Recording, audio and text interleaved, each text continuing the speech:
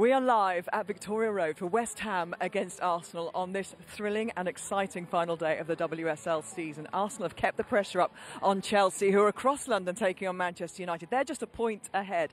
The title could still go anywhere, and we're across both games, of course, for you, and hopefully bringing you a thrilling end to what has been an exciting season. The top two teams in the land. He gets a shot away, it's a ripper. Another decent ball back in the middle, looking for harder, and they're backing it straight away. It's an upset, it's a joyous one for the new Arsenal manager. And the league leaders Arsenal hit the canvas, and the shot finds the back of the net. Arsenal have saved it. Oh, it's got in. Chelsea grab a six. And they go top of the table in absolutely emphatic fashion. Ford goes for the corner. Oh, that is brilliant. And the title race goes to the last 90 minutes. So it all comes down to today, and Jonas Eidevall's Arsenal's 3-0 win against Tottenham in midweek saw them close the gap to just 1 point behind top of the table Chelsea. If Chelsea lose or draw and Arsenal win today, the title is theirs. It's West Ham against Arsenal in the Barclays Women's Super League. Kick-off here at Victoria Road is in just 10 minutes' time. And this is how the table looks as we head into these final few hours of the season. The Blues are top, with Arsenal a point behind them, but Arsenal's goal difference is 4 better than Chelsea's. Could that be crucial? The two Manchester sides are in a race for third place as well, and of course with that, Champions League football next season. City, though, on a 12-match winning streak, are 2 points ahead of Manchester United, and after a 20-year stay in the WSL, Birmingham will be relegated today, no matter what happens in their game against Aston Villa. I am joined by former Arsenal and Reading midfielder Farah Williams, and alongside her, Laura Bassett, who's got a foot in an Arsenal and Chelsea camp as well, so I'm not sure she's blue or red today. This is so exciting, and thanks to Arsenal, actually, for keeping up the pressure, because that's hard, isn't it, when you're chasing, and that midweek win, I think we all breathed a sigh of relief that we were going to get the exciting end to this season that it deserves. Yeah, that's right. I think if you look at the journey so far, there's been ebbs and flows, and both Arsenal and Chelsea have been in the driving seat at certain times of the season. So the fact that it's come right down to the wire, it's just fantastic. And coming down to the wire is something that you two know all about. You were involved in possibly the previous most exciting final day to the WSL when it was a 3-horse race. Farah, give us a little bit of backstory here. Yeah, when I was at Liverpool, we went into the final game in 3rd position, and so Chelsea was sitting top and Birmingham in 2nd. And look, we went into that game knowing we just needed to win the game to give ourselves any sort of chance. And obviously Chelsea were the favourites to win, and actually they lost that game to Manchester City. I mean, a fantastic goal from Tony Duggan, and look, we took the trophy in the end, but that's what's involved with Chelsea. Well, Chelsea were the favourites that day, the favourites today as well, but anything can happen. That's right. I think if I look back at that game, you know, we could win or draw, and there was so much adversity. We lost our first choice keeper in the first half, a bad shoulder injury. We had lost so many chances, and we're just trying to be patient, and we thought, keep believing. Then Tony Duggan sticks in a rocket of a goal to take and it's how you deal with the adversity in game as well. Yeah, and as a Liverpool player that day, the advice you would give to Arsenal today is you can only control what's happening here. Yeah, most definitely, and that's what we did when I was at Liverpool. Look, we had to win the game. Arsenal know if they win this game, it gives themselves a chance of winning that title, and they've got to forget about what's going on with Chelsea and at Kings Meadow. They've got to get a result today, and they've given themselves half a chance in winning midweek. Yeah, and Chelsea, of course, again, have just got to keep their cool over there. Emma Hayes, though, in the build-up to this, has been a usual, very kind of good at putting in things perspective, let's say, self.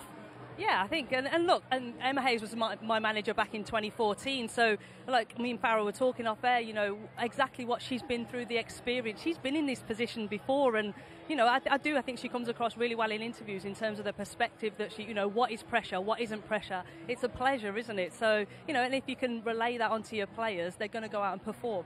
Well, there's plenty more going on in the WSL today, of course. This match here is just one of 6 WSL fixtures kicking off at midday today. In the remaining 5, it's Aston Villa facing Birmingham City, Brighton taking on Everton, Tottenham are at home to Leicester, Manchester City looking for 3rd place travel to Reading, and Chelsea hosting Manchester United, also seeing if they can get themselves into a Champions League spot. And we will be across all the goals and reaction as it happens at Kings Meadow, where our reporter Reshmin Chowdhury is there for us.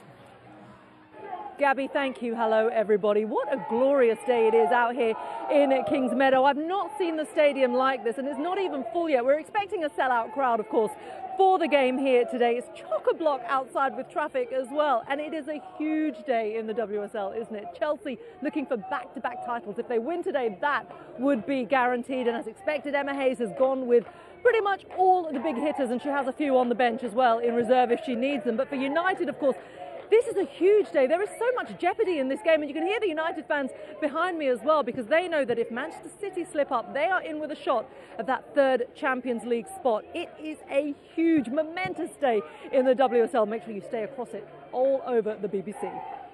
Well, especially right here as well, Rashmin, where we will get goals from that game as they happen, and you'll see the trophy lift wherever that happens. And if it is here in Victoria Road, well, it'll be the 6th time that Captain Kim Little has won the title with Arsenal. Her hunger, her desire and ambition is as great as it ever was. She spoke to Kelly Summers earlier. Kim, the end of the season is finally here.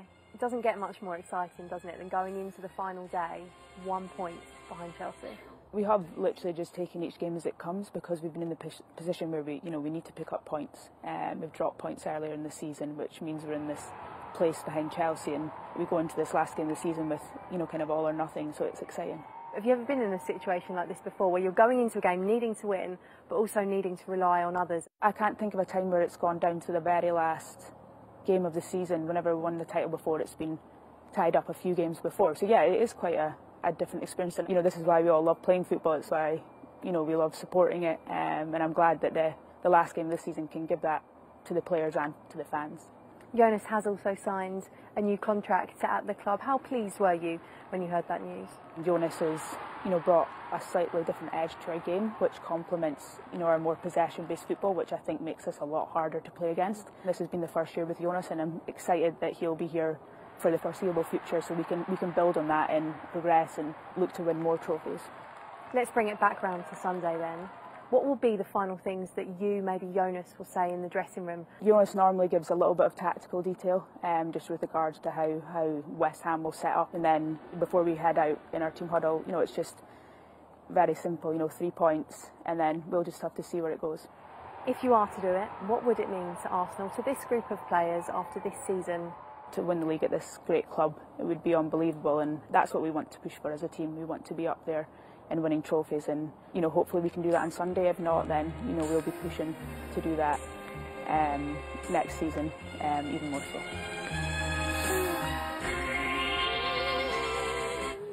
Well, Arsenal manager Jonas Eidevall would consider this an enormous success if he can lift the WSL trophy in his first full season as manager. If they don't, well, we'll hear his thoughts as to how he's going to reflect on the season post-match. But ahead of things, he spoke to Kelly Summers.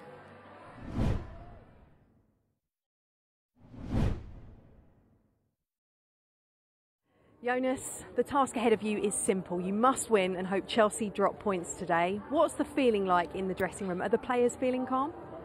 I think they feel focused and very much task-orientated to go out and do our game plan, which feels nice. I think the only thing we have to consider is, of course, that if Chelsea would lose, a draw would be good enough for us as well. So that's the only scenario where that result would impact maybe our strategy a little bit in the last dying minutes of a game, but apart from that, no.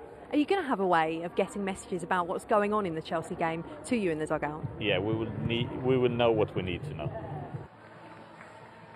Well, we know that Arsenal have always been enormously progressive in terms of the way they've supported the women's team right back to Vic Ackers. And this week, in an unprecedented move, really, we don't think we've ever seen this before, they announced joint contract extensions with the men's coach Mikel Arteta, the men's manager, and Jonas himself, who's extended his contract, once again showing Arsenal's enormous commitment, I think, to the women's team, and just the way that they do things in the women's game, I think, is a kind of leader, really, for the rest. Yeah, they've been a leader for a long time. They act with class. That's part of their motto at Arsenal. And look, it's fantastic that he signed this contract. I think it's important that he's had a season now. You can see in the team he's started to shift the mentality of the players. It's going to take longer than a season, and the stability of the club is needed, and so it's important for them. It was so thrilling for all of us that we could be here with this title race still on, and that was largely due to that midweek game where, in a North London derby, Arsenal had to get the win, and they did, and 2 goals from Caitlin Ford, who for you has been one of the players of the season. Yeah, she's been brilliant for Arsenal. She's had to work her way into this team, but what she's really good at, she's a direct runner, and that really helps Arsenal advance into these final third positions. I like it here where she just uses Miedema's run to then get a strike away, a fantastic strike. But this is most impressive. She's a goal poacher. She knows how to get in good areas to score goals, and you just see her finishing up there. I think also, Farah, she's playing with an aura about her now. This composed finish, you know, that was world class. You know, everyone up in the stadium is clapping that. I think she belongs here. She really believes that she should be in the starting 11 scoring goals like that. Well, don't forget, of course, that this game involves 2 teams, and West Ham will be hoping they can spoil the party today. And, of course, Ollie Harden's team can actually move a place up the table if results go their way elsewhere. So they are going to be as competitive as they have been all season. But let's hope it really does go down to the wire this afternoon. I guess if they read the script, what we need, Farah, is an early goal from Manchester United over at Kings Meadow and a goal just after here from Arsenal. Yeah, I mean, exactly. We obviously want the trophy to come here, having, you know, showing the game and BBC, so we'd love it to be here. But look, both games are going to be competitive, and as you mentioned, no one spoke about West Ham or Man United. They're equally going to make both of these games really competitive today, and that's what's so exciting about the WSL this season. It certainly is. Jonas Heideveld just putting the finishing touches to his master plan this afternoon as the players come out onto the pitch on this glorious afternoon at Victoria Road. Let's hope we see 90 minutes of football to match. And hand you over now to your commentators. Former England and Everton goalkeeper Rachel Brown-Finnis is alongside Mark Scott. Thanks, Gabby. Afternoon, everyone. Well, one thing is for sure. We have had a cracking title race, and indeed a brilliant season overall. The relegation fight was only settled in the week. Like the title race, the Champions League battle goes to the final day too. But here, it is all focus on the fight to be WSL champions. If Chelsea lose, a draw will do for Arsenal, who would take the title on goal difference. If the leaders draw, a Gunners win gets the job done. But if Chelsea beat Manchester United, there is nothing Jonas Heideveld's team can do here. Well, speaking of the teams, West Ham have captain Gilly Flaherty back after she missed the last 2 games through injury. She won 13 major honours in her time at Arsenal. Claudia Walker also comes in for her first start since mid-March. Lisa Evans is ineligible as she's on loan from Arsenal, while Czech international Katarina Svitkova moves to the bench. One change from the Arsenal side that started the North London derby victory in the week. Kate McCabe came on for Stina Blackstenius midway through the second half at the Emirates, and the Republic of Ireland captain starts in place of the Swede today. Jonas Heideveld says it is a tactical move to deal with right-footers and left-footers. Well, Rachel, one of the subplots today involves the all-time top scorer in WSL history. Yeah, Vivian Miedema, what a star she is, only young, still 25, and the absolute, the all-time leading goal scorer for the Netherlands as well as her club. And could she be leaving Arsenal? The unthinkable. Could that happen? If she did, would she go to another WSL team? Would she go abroad? Who knows? We wait to find out. Contract finishes at the end of the season, which is today, so we'll find out where she goes. Now, also, if West Ham were to get anything from this game, it could come down to that strike partnership. Adriana Leon won the Olympics last summer with her country, Canada, gold medalist there, but only 2 goals this season in her WSL season for West Ham. Partnered up top today with Claudia Walker, ex-Everton player, who's had time off injured, is back now and has scored some absolute beauties from distance. But it's the pace and the trickery of Adriana Leon who could cause problems for Arsenal. But that back line has been so trustworthy. And I think Adriana Leon will probably have more of an eye on what Katie McCabe could do up against her. Emily Heaslip is our referee this afternoon. Jonas Heideveld comes into this game fresh off the back of signing a new contract with Arsenal. So here we go then. West Ham will get the game underway, kicking from right to left in this first half. And on the referee's whistle, the players, match officials and coaching staff all take a knee.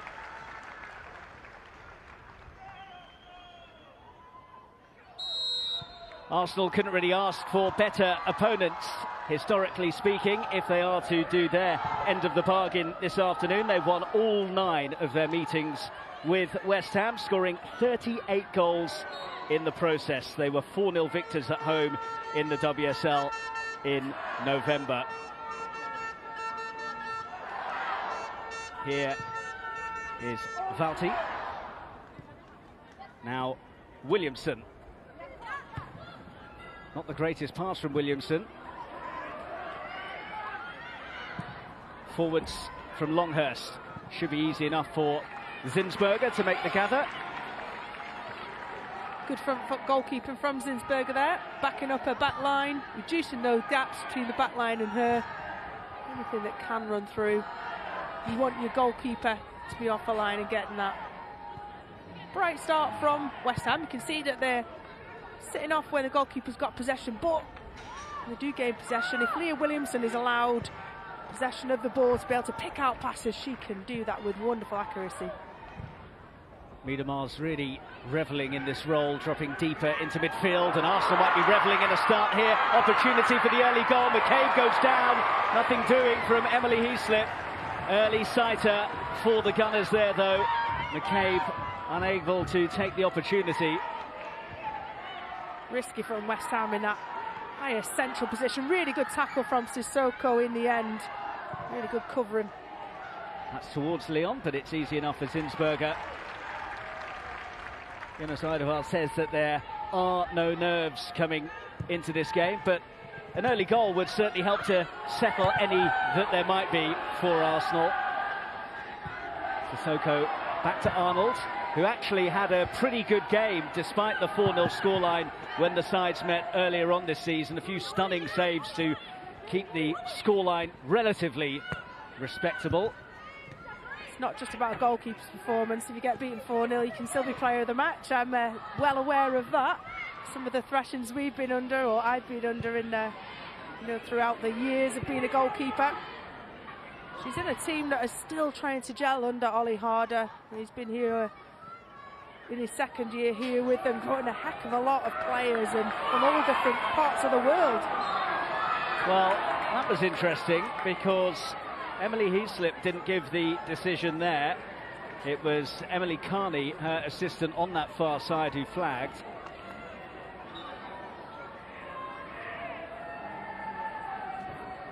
West Ham didn't see anything wrong in the way that Wubben-Moy was wrestled off that.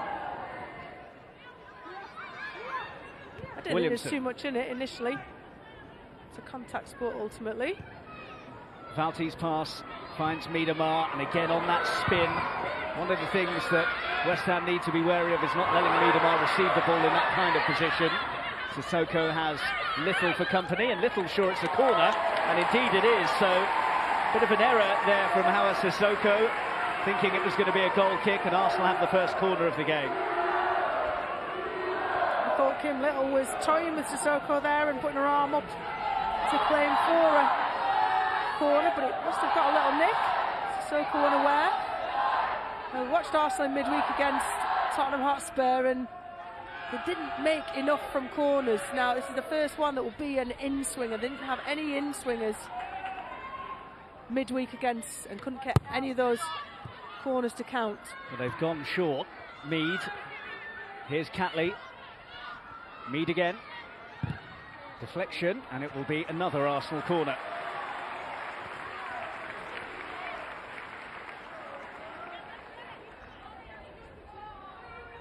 Yeah, I distinctly remember in the first half against Spurs, they must have had 6 corners, Arsenal.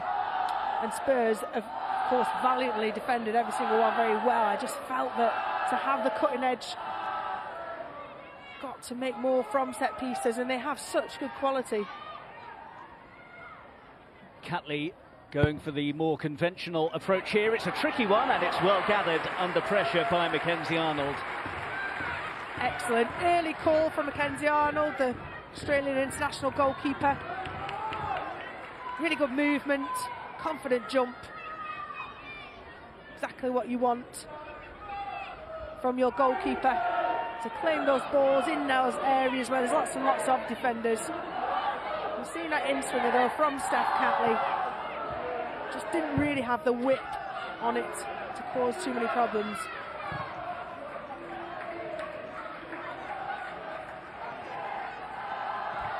Oh, that's risky. Picked up by Wynne, and that was a pretty robust challenge as well.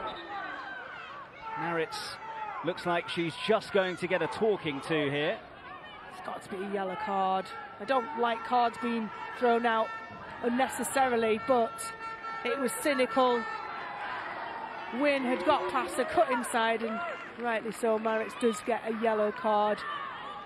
She chose the path direct to goal with that interception. A little bit lax from Leah Williamson, wanting to play that ball first time, of course. But really, Maritz had no other choice than to get across her and ensure she didn't take the ball and the player and the ball didn't get past her. Fixture in the first team this season, the Swiss started 18 of their 21 WSL games this term. So, first chance for West Ham to threaten with a set piece. Looks like Leon is shaping up to shoot. Leon goes for the delivery, which is deep. Wasn't the worst ball in the world.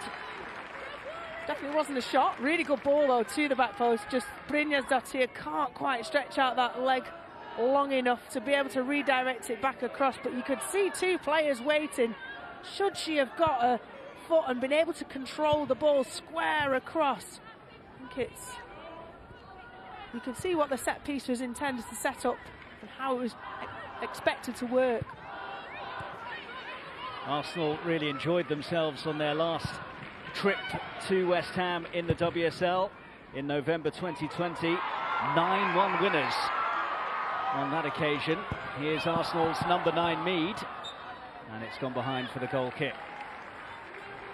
Brilliant ball, wasn't it, that from Miedema? And that's what she can do from that position, picking the ball up. Traditionally in years gone by, until partway through the season, she's played as an out-and-out 9, stretching that back line, but this season, Jonas Edeval has allowed her to get between the banks of the midfield and the defence, and seemingly much more effective.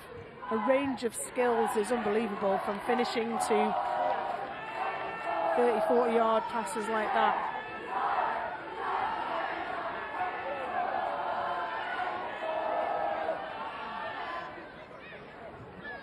Jonas Edeval says that he won't be keeping tabs on the score at Kings Meadow. Too busy out at the edge of his technical area. Here is Maritz. Wynne with the loose pass. Maritz onto it again. And here's Dottir closing her down. Little. Mead. Nicely worked from Maritz. Sissoko for company. Good challenge, Sissoko. Not a great pass, though. Little.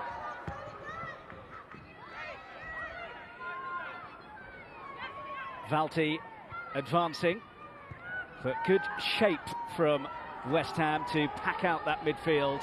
No easy route through. And that's not a great touch again. Walker on the turn, almost managed to slip it through. Here's Miedema. Ford asking for it. It's Caitlin Ford. Angle against her, but she's forced the corner. And again, good work from Sissoko.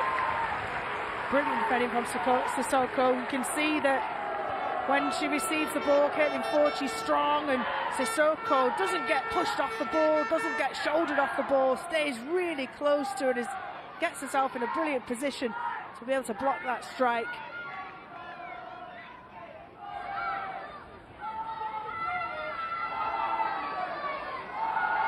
Five in Arsenal shirts in the area, and again, good positive keeping from Arnold.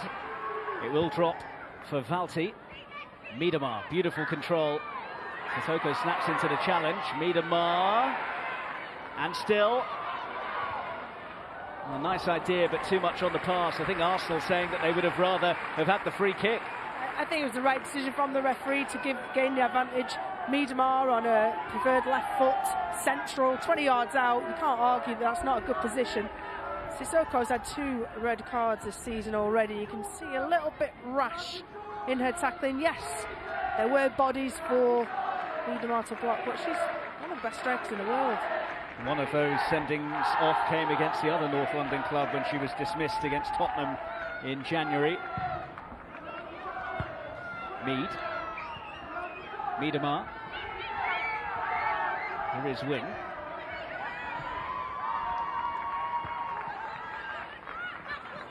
Yallop. Hasegawa. All risky. Arsenal could be away here. Miedemar has fought through the centre. Caitlin Ford. Comfortable for Mackenzie Arnold, but uncomfortable viewing for Hasegawa after she gave the ball away. In midfield, you want your most technical players. Hasegawa. You see here, Caitlin Ford strikes. She'll be disappointed she didn't get across the goalkeeper there. Just a little bit off balance, leaning back. But that's what West Ham haven't done so well, is when they regain possession, is keeping the ball. They've been trying to feed it through to the final third to Claudia Walker, and it's not quite stuck, or it's been a little bit wide of the mark. Got to help their team out and keep possession of the ball. Be tidy. Well, Heaslip took her time there before eventually awarding the free kick against Katie McCabe. And another chance for Leon to regroup and compose herself. When you're playing up against a team like Arsenal and like the champions-elect Chelsea, you are gonna, the majority of teams will concede possession against them, and they have to really concentrate all their efforts on making the most of set-piece opportunities. The last free kick caused a bit of concern for Arsenal, and this one could as well. Get it away for now. Back in once again by Flaherty. Arsenal asking for something, and they get the whistle eventually, but a couple of uncomfortable moments for them at the back when West Ham have got balls into the area. That's a lovely work free kick, wasn't it? How on earth Katie McCabe didn't recognise the danger, because you have two in the wall, but if there's one on the ball and one that's wide of you, as a goalkeeper giving out instructions, you have to go 1 for 1, simple as that. You can't allow a free cross to be played in. They didn't recognise the situation, Arsenal, and West Ham could have caused them problems. Longhurst. And again, it's another deep ball in. Zinsberger should be comfortable, and is. A good early call and take no one in front of her. Again, took the pressure off the back line, Zinsberger. Little. So good at receiving the ball under pressure. Ford. Maritz. Little. Mead.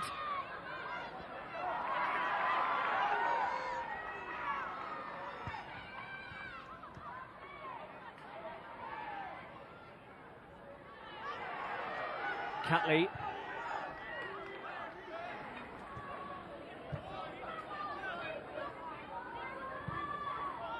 Williamson. Oh, and Mead not quite able to bring the ball under her spell there. Oh, it's so unfortunate. And that whole bit of movement that was set up by Beth Mead, a lovely take and a little bit of a switch inside, and then a few phases of play later. She was in. Sissoko gambled, stuck her foot out. Really got caught out.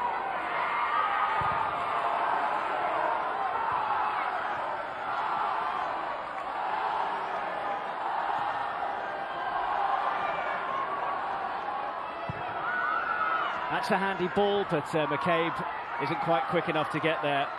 Well, Jonas Eiderval has been saying he won't be keeping tabs on what's happening at Kings Meadow, but he might be very interested in this news, because Manchester United have taken the lead at Kings Meadow.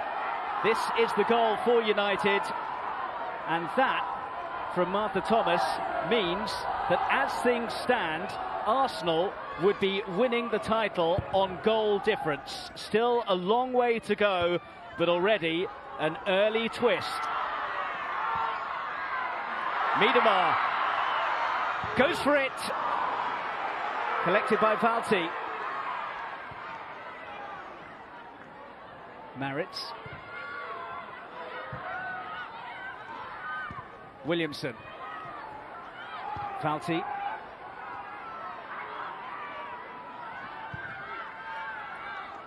Would you like to be kept abreast of what's going on in the other game if you were out there, Rachel? No, you can only focus on what you can do, simple as that on the pitch. Of course, Jonas said pre-match that there might be tactical implications later on in the game. There's a lot of football left to be played, both here and at Kings Meadow. Well, as I said, Arsenal would take the title on goal difference if the final whistles were to be blown right now. But you can bank that there's going to be more thrills and spills throughout the afternoon. I don't think Manchester United have beaten Arsenal or Chelsea yet in their history in the WSL. I mean, what a monumental finish that will be for the season for Manchester United, as well as the implications it has on this match. The other side of us saying that he will be a Manchester United supporter this weekend. He'd be lying if he said anything else. It's amazing what football can do to you, isn't it? Saying things like that. He's energetic at the best of times, but he is being told what's happening elsewhere. Might burst a blood vessel. But first and foremost, he'll want his team to be more on the front foot, to be capitalising on the errors, the opportunities that West Ham are presenting really with them, diving in at the back, allowing the likes of Beckmead and Miedemar and forward in on goal.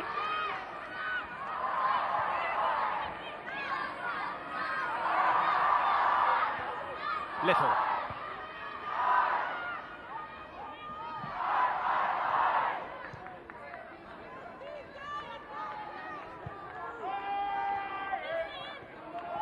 We've not really been able to get down the wide positions either. Beckmead coming in and being another central striker. Katie McCabe down that left side. Not seeing any crosses in. Williamson. Forward, and the hit from Mead is straight down the throat of Arnold. Maritz. Here's Little.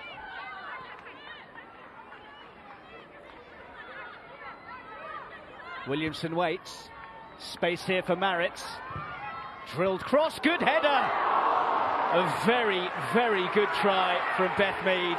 Tough chance, but I guess, given the standard she sets for herself, it was a chance. It was an excellent ball from Maritz as well, real pinpoint, but really, lovely play, the way they drew players to be able to allow themselves to have space. And a pinpoint fired ball in from Maritz, just saying about a lack of crosses, and there you go, there was one. But those runs infield from Beth Mead, from a wide position, infield, she acts as another striker, and Arsenal seem to have three strikers in that central position. Miedemar can't quite grow enough there. Maritz. A lot more play down the Arsenal right than the left so far.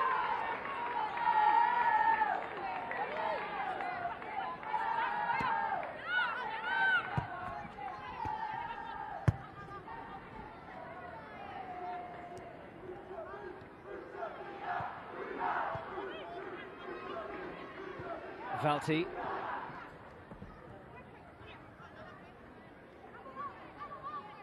West Ham are doing very, very well. They're staying patient. They're not getting stretched out, not pressing all over the pitch. They're keeping the shape pretty well.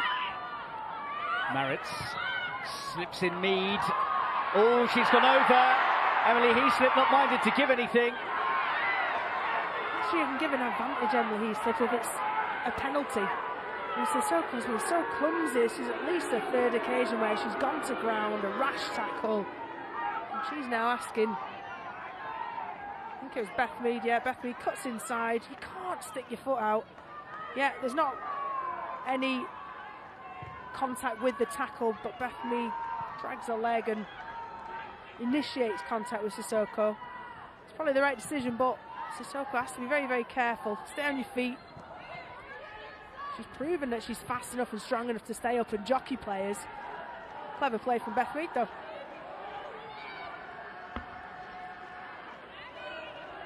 Zinsberger gets very lucky there.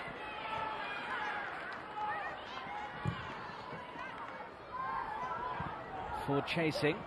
Good defending from Flaherty, though. Although Mead has it. McCabe lets it run away. Mead onto it. Sissoko got an important touch. All a bit scrappy. Miedemar. And that's not a great pass. West Ham will take a breather. Well, not good news for Jonas Eidevall. There has been another goal at Kingsmeadow, and it's gone the way of Chelsea. Erin Cuthbert with the hit, and that means it's as you were in terms of the table.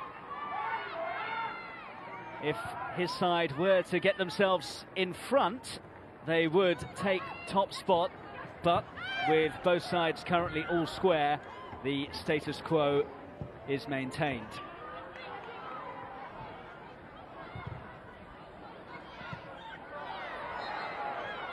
Been a phenomenal WSL season from start to finish. I remember being at the Emirates, that opening game when Chelsea were beaten by Arsenal. Jonas Eidevall's first game in charge, and his knee slide down the line for his celebration.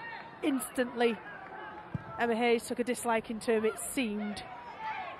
But it's been wonderful for it to have such a competitive WSL, with Manchester City starting so slowly, but coming back up and being unbeatable. And that was an opportunity for Brynjarsdottir to get the ball in. She's done really well, Brynjarsdottir, to read play, and those long limbs of her to be able to intercept play. Certainly against Zinsberger when she was taking her time. She picked her moment, Brynjarsdottir. Very nearly made Zinsberger pay for her slow play.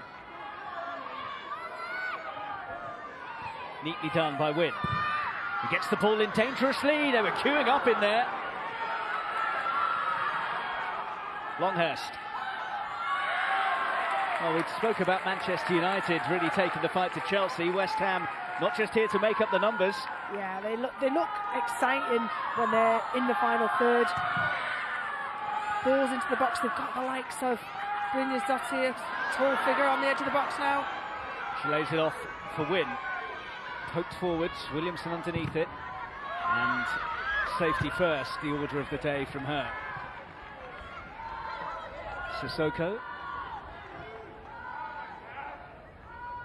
Arsenal couldn't do much more than they have been recently. They've won the last 7 in the WSL as they try to close that gap and overtake Chelsea. 29 goals scored in that run and conceded just twice.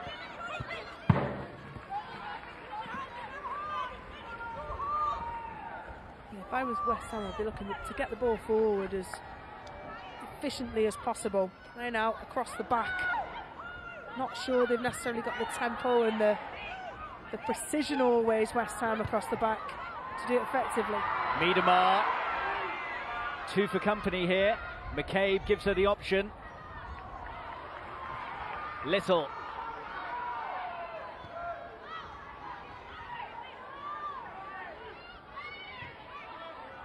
West Ham back in their shape quickly.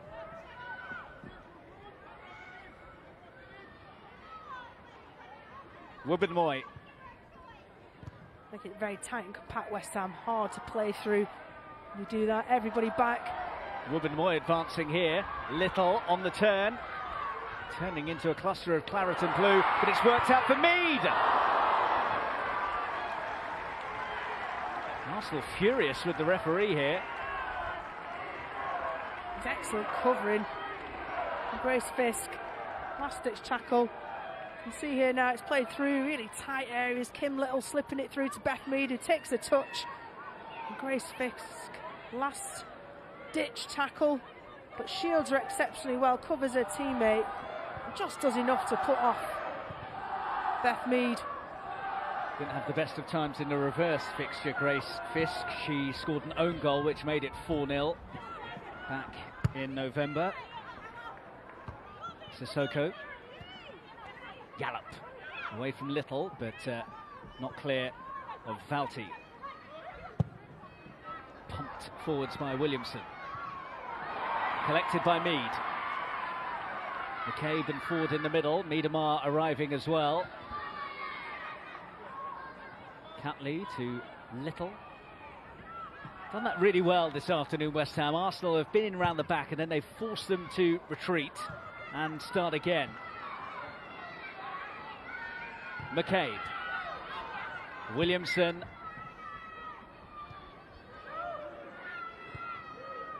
Overhit pass. Miedemar won't get there.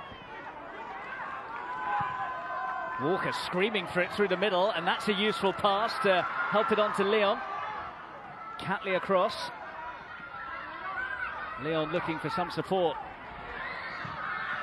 Useful looking ball in. That was a brilliant ball from Asagawa. She picked out the penalty spot as an area, target area. The 6-yard box was covered, she could see that.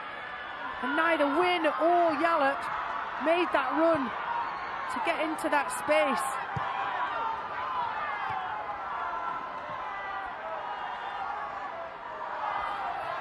Wynn.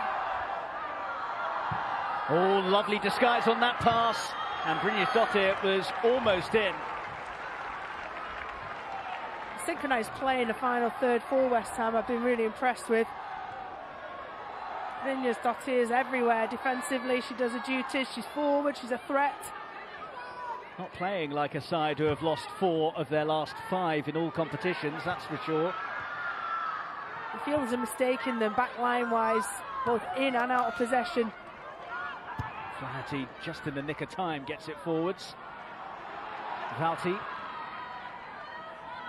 Here's Catley. Miedemar. Oh, wonderful turn. She was dragged back there. Advantage played. Can she turn it into one? Not on this occasion. Just too much on it from Viv Miedemar there. She knew what she was trying to do. She knew what she wanted from the runner. But just overhit in the end and a let-off, another let-off for West Ham.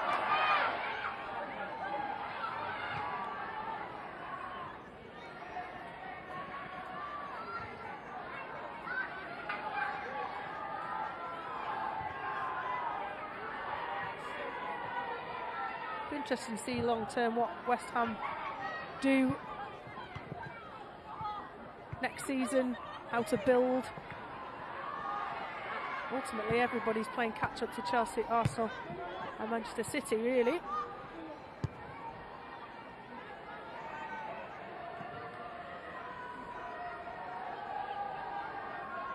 Ruben Moy. Valti. Well, getting updates from Kingsmeadow perhaps, and there is more good news for Arsenal. Manchester United back in front. They lead Chelsea by 2-1. It's Ella Toone who has re-established Manchester United's lead. A topsy-turvy affair in West London, which is good news for him in East London. Goodness me, Mark Skinner and his Manchester United team have really taken the game to Chelsea. Chelsea have been in that situation. They've been on the cusp of winning titles. They should be able to deal with that.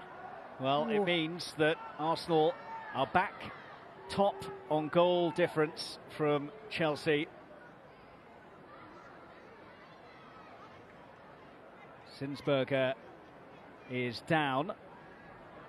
I wonder if he's relaying the message of what the scoreline is from Kingsmeadow to his players during this break in play. They're all over it. Gone are the days of listening to the wireless. Well, that's it. Updates on your phone, updates everywhere. If they don't know, it makes no difference. Arsenal want to go out and win this game. End of. That's their game plan. You can see how created chances with Beth Mead coming off of the wide positions, but I'm sure the news will filter down. There'll be a little thumbs up, there'll be code words and code kind of body language from family and friends in the stands. If a player wants to know, I'm sure by now they will know. It looks as though Zinsberger may have picked up this problem when she was nearly dispossessed by Brynjarsdottir here. Yeah, well, it was a poor decision, really. You can see Brynjarsdottir is on the front foot. And when you're receiving the ball as a goalkeeper, that's what you've got to scan and you've got to take in is, okay, who is square on? So therefore, I've got to take a step to get into position to try and run me down. If a player is on that front foot and looking ready to go, you know you have got a fraction of a second to either take a touch and hit it, or it's got to go first time, regardless of what the game plan is. She's kept the most clean sheets in the WSL this season, 12 in her 19 starts for Arsenal. But for me, it's probably the thing she can continue to work on. If Ida Val is going to continue with wanting to play out the back, is to be as crisp in a touch and a release of the ball. I think Zinsberg can still improve in that department. Half an hour played then, and there is a great deal of tension in the air, despite the fact that genuine goal-scoring opportunities have been relatively limited. Catley underneath it. McCabe jostling. Catley there again. Couty gets the throw. In any other context of an Arsenal-West Ham game, you would suggest Arsenal would 9 times out of 10, if not more, go out and win this game. Not at a canter, but, you know, over the course of 90 minutes. But you put it in the context of it being a title-winning game, potentially. And that is where the difference is. This is where Jonas Eidevall's only had one season, really, to implement his mindset and his mentality, what he wants from his players to be winners. And he's inferred that that is still something that his team needs to be better at.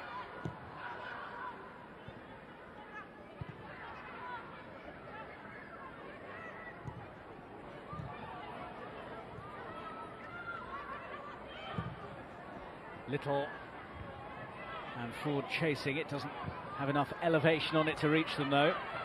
Here's Wynn. All turning into trouble. Little leading the charge. Mead wants it. 3 to aim for in the centre. Can't find Little though. And Arsenal generally have not been able to find that final pass when they've got themselves into promising positions. Need to go first time for Beth Mead. Took a little touch and that just allowed West Ham to get back, congest the area a little bit more. Let's keep this momentum up, Arsenal, if you want to get ahead before half-time. Jordan Nobbs with a watching brief today, still out injured, still waiting to see whether she might be available for England during the Euros. Jonas Eidevall was unable to give any update on that front.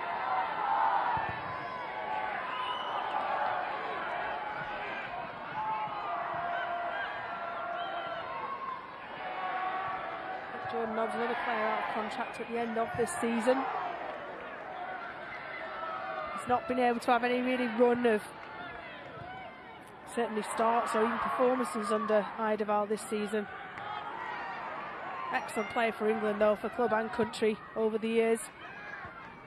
Sissoko, heavy touch, and this is trouble. It's Mead on the surge. Oh. Once again, all it needed was that final pass, and Arsenal were in, and Beth Mead couldn't provide it. Fantastic covering from Flaherty. Said that in possession at the back, West Ham looked like they had an error in them, and that's exactly what I was inferring. Was Sissoko in possession? Just doesn't look like she's a possession-based player, but ultimately another missed opportunity from Beth Mead. Good covering from Flaherty. Ex-Arsenal player, looking to spoil the party today. Won 13 major honours with Arsenal during her time at the club. Catley has Mead giving her the short option, but she launches it into the area, and Arnold, I think, got a slight fist on that. Yeah, again, she's commanded the box excellently, those in-swingers from Catley. Mackenzie Arnold, she's dealt with all of them, catching one, punching two. Short from Arsenal. Mead. Ford. Little. Good squeeze from West Ham.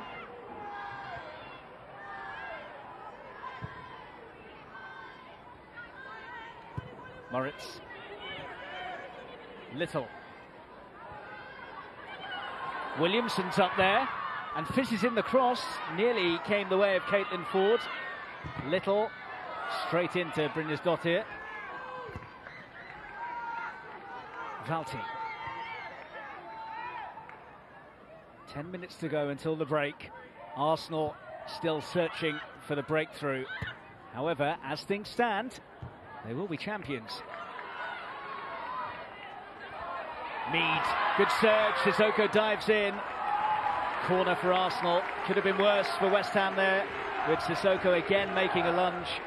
I see why Beth Mead's wanting to go up against Sissoko every single time. She's been able to commit her quick feet. I think that tackle would have been deemed to be just outside the box. Just had it incurred a foul, but another chance. Need to whip it in a little bit more, a bit shorter, because the keeper's dealt with everything up till now. I'd be looking at the near post. Katie McCabe has the height advantage. Catley with the latest Arsenal corner, which is towards the near post, and again very competent keeping from Mackenzie Arnold, who's quick to get it forwards. Walker, Miedemar snapping at her heels.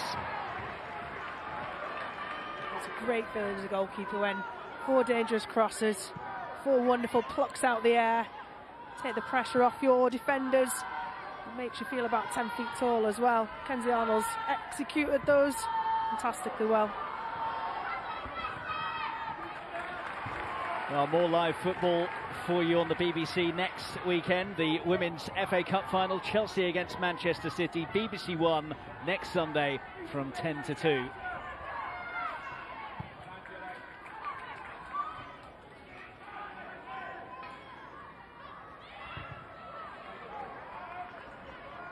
Hoping for more sunshine at Wembley. I've managed to get myself in the gantry and in the sunshine for today's game as well. Yeah, miles away from me in the sunshine while I'm still in the shade.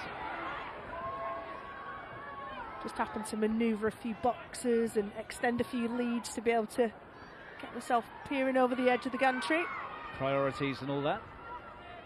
Here's Valti. Priority for Arsenal is to try and get themselves in front, because that would mean that there would need to be a 2-goal swing for Chelsea. At the moment, just one would be enough. Oh, and here's a chance. Ford. And again, West Ham with enough bodies in the way. Miedemar onto the loose ball, though. And Sissoko coolly lets it roll through to Arnold. Eidevall likes the tempo. He likes how the ball's being moved quickly. It's a lovely ball through to Maritz. I thought she was going to strike it or square it. But ultimately, brilliant block from Yallop. Initially, Sissoko cleverly letting it run through to her goalkeeper. They're doing a good job, West Ham, of really squeezing Arsenal, making it difficult to find any through roads in those tight forward areas. Little.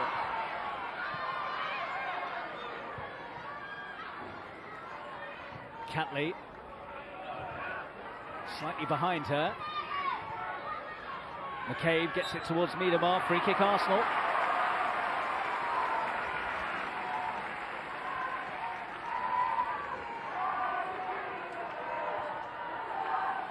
Decided not to let the advantage go this time, the referee.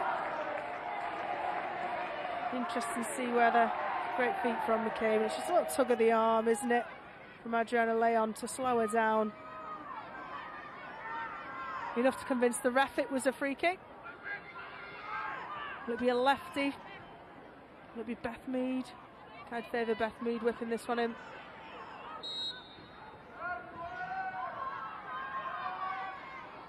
So Catley and Mead in attendance, and it is left for Mead to deliver. Good one as well, but once again Arnold in just the right spot. It's a brilliant ball from Beth Mead. She's expecting a runner, any sort of glance then, the pace and the dip that was on that ball. Any connection towards goal would have made it impossible for Mackenzie Arnold in goal.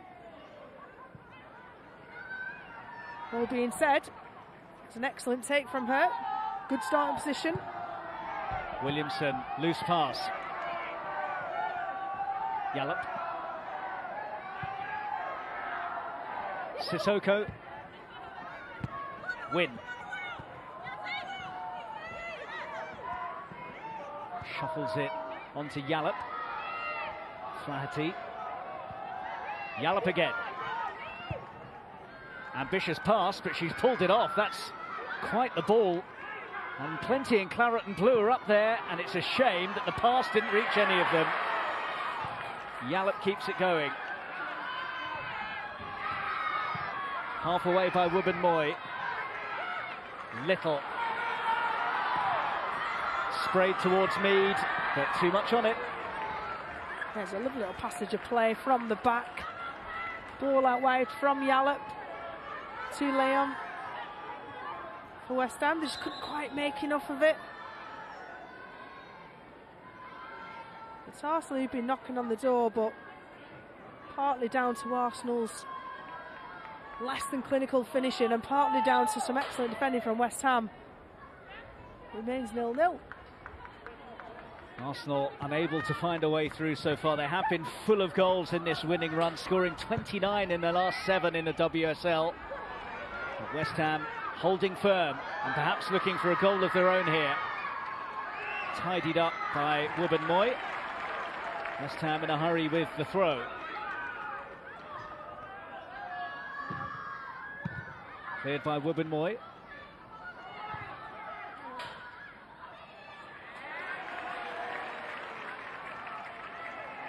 She made a lot of ground there with the throw, McCabe, trying to steal a good 20 yards or so, but she was wise to it.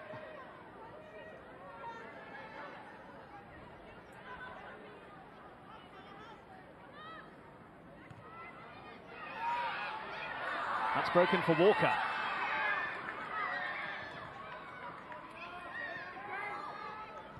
Back from Fisk. Now Longhurst. Yallop. Oh, and Walker's control lets her down there.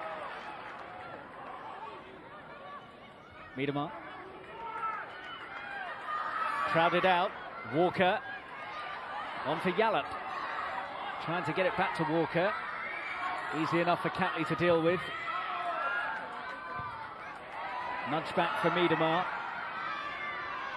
Excellent hold-up play from her.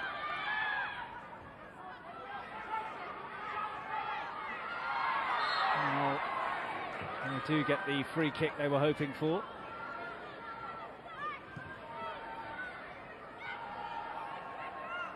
Williamson. Into Little. Nice pass that. Little looking for options. It's Mead. Maritz.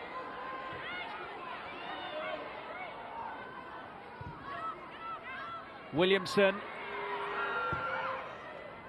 Arsenal looking for the breakthrough in the final few minutes of the half.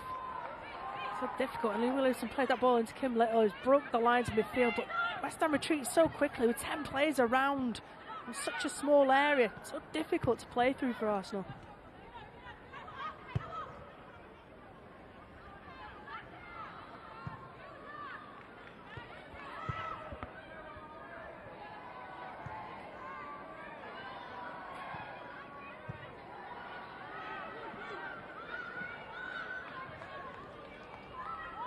See that Arsenal are a little bit tense there.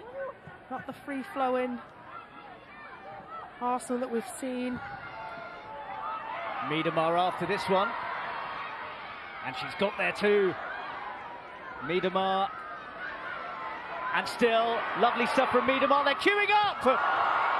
And Ford couldn't put it away. Maritz. Keeper thought about coming, then decided to stay. Miedema took it down beautifully, but then drilled it straight into Mackenzie Arnold. Probably the closest Arsenal have come so far.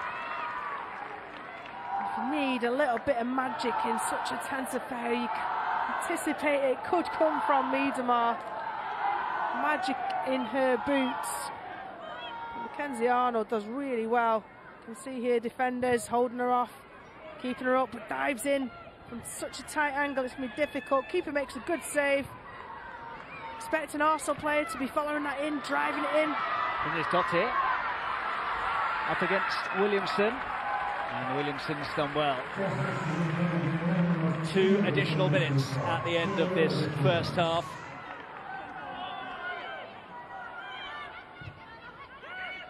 Little. Here's Mead. Let it run for Ford. Back to Mead. Did well there. And still Mead. Oh, but she's pulled back for the foul. And I have to admit, I didn't think there was too much in that. Saw Hasegawa straight away roll as if she'd been just had a little tug to hold her back. I thought it was just stronger play from Beth Mead. We'll see now. She gets across. Yeah, it's a little tug of the shirt. Up by the collar, just spins Hasegawa around. Otherwise, Beth Mead would have been clean through. Hasegawa. Fisk. And again. Charged down by Miedemar. Might be the last chance of the half here. Ford. Little can't get there, but it will break for Maritz, whose pass is sloppy. Williamson sliding in, good challenge from her. Might turn into a useful pass as well.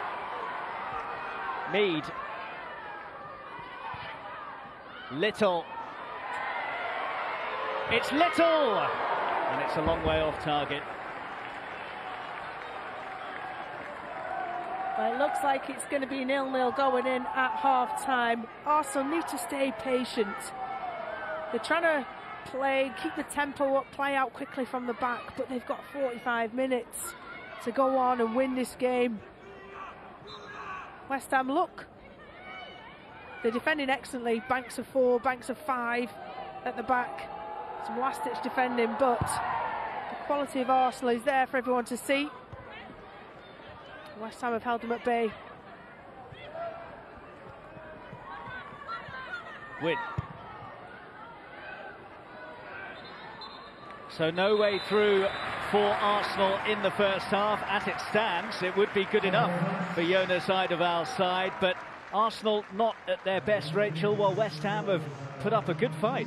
Yeah, tactically, West Ham have done an exceptional job. As soon as they're out of possession, they bank up, back 5, back 4, the midfield 4, and Claudia Walker just come and sit and make it so congested. Arsenal have got to find a way of spreading out the play, getting out wide, and trying to open up some gaps, because West Ham have been so defiant in this first half. Well, the biggest cheer from the Arsenal fans so far is news of the scoreline from Kingsmeadow. Here, though, it is West Ham 0, Arsenal 0.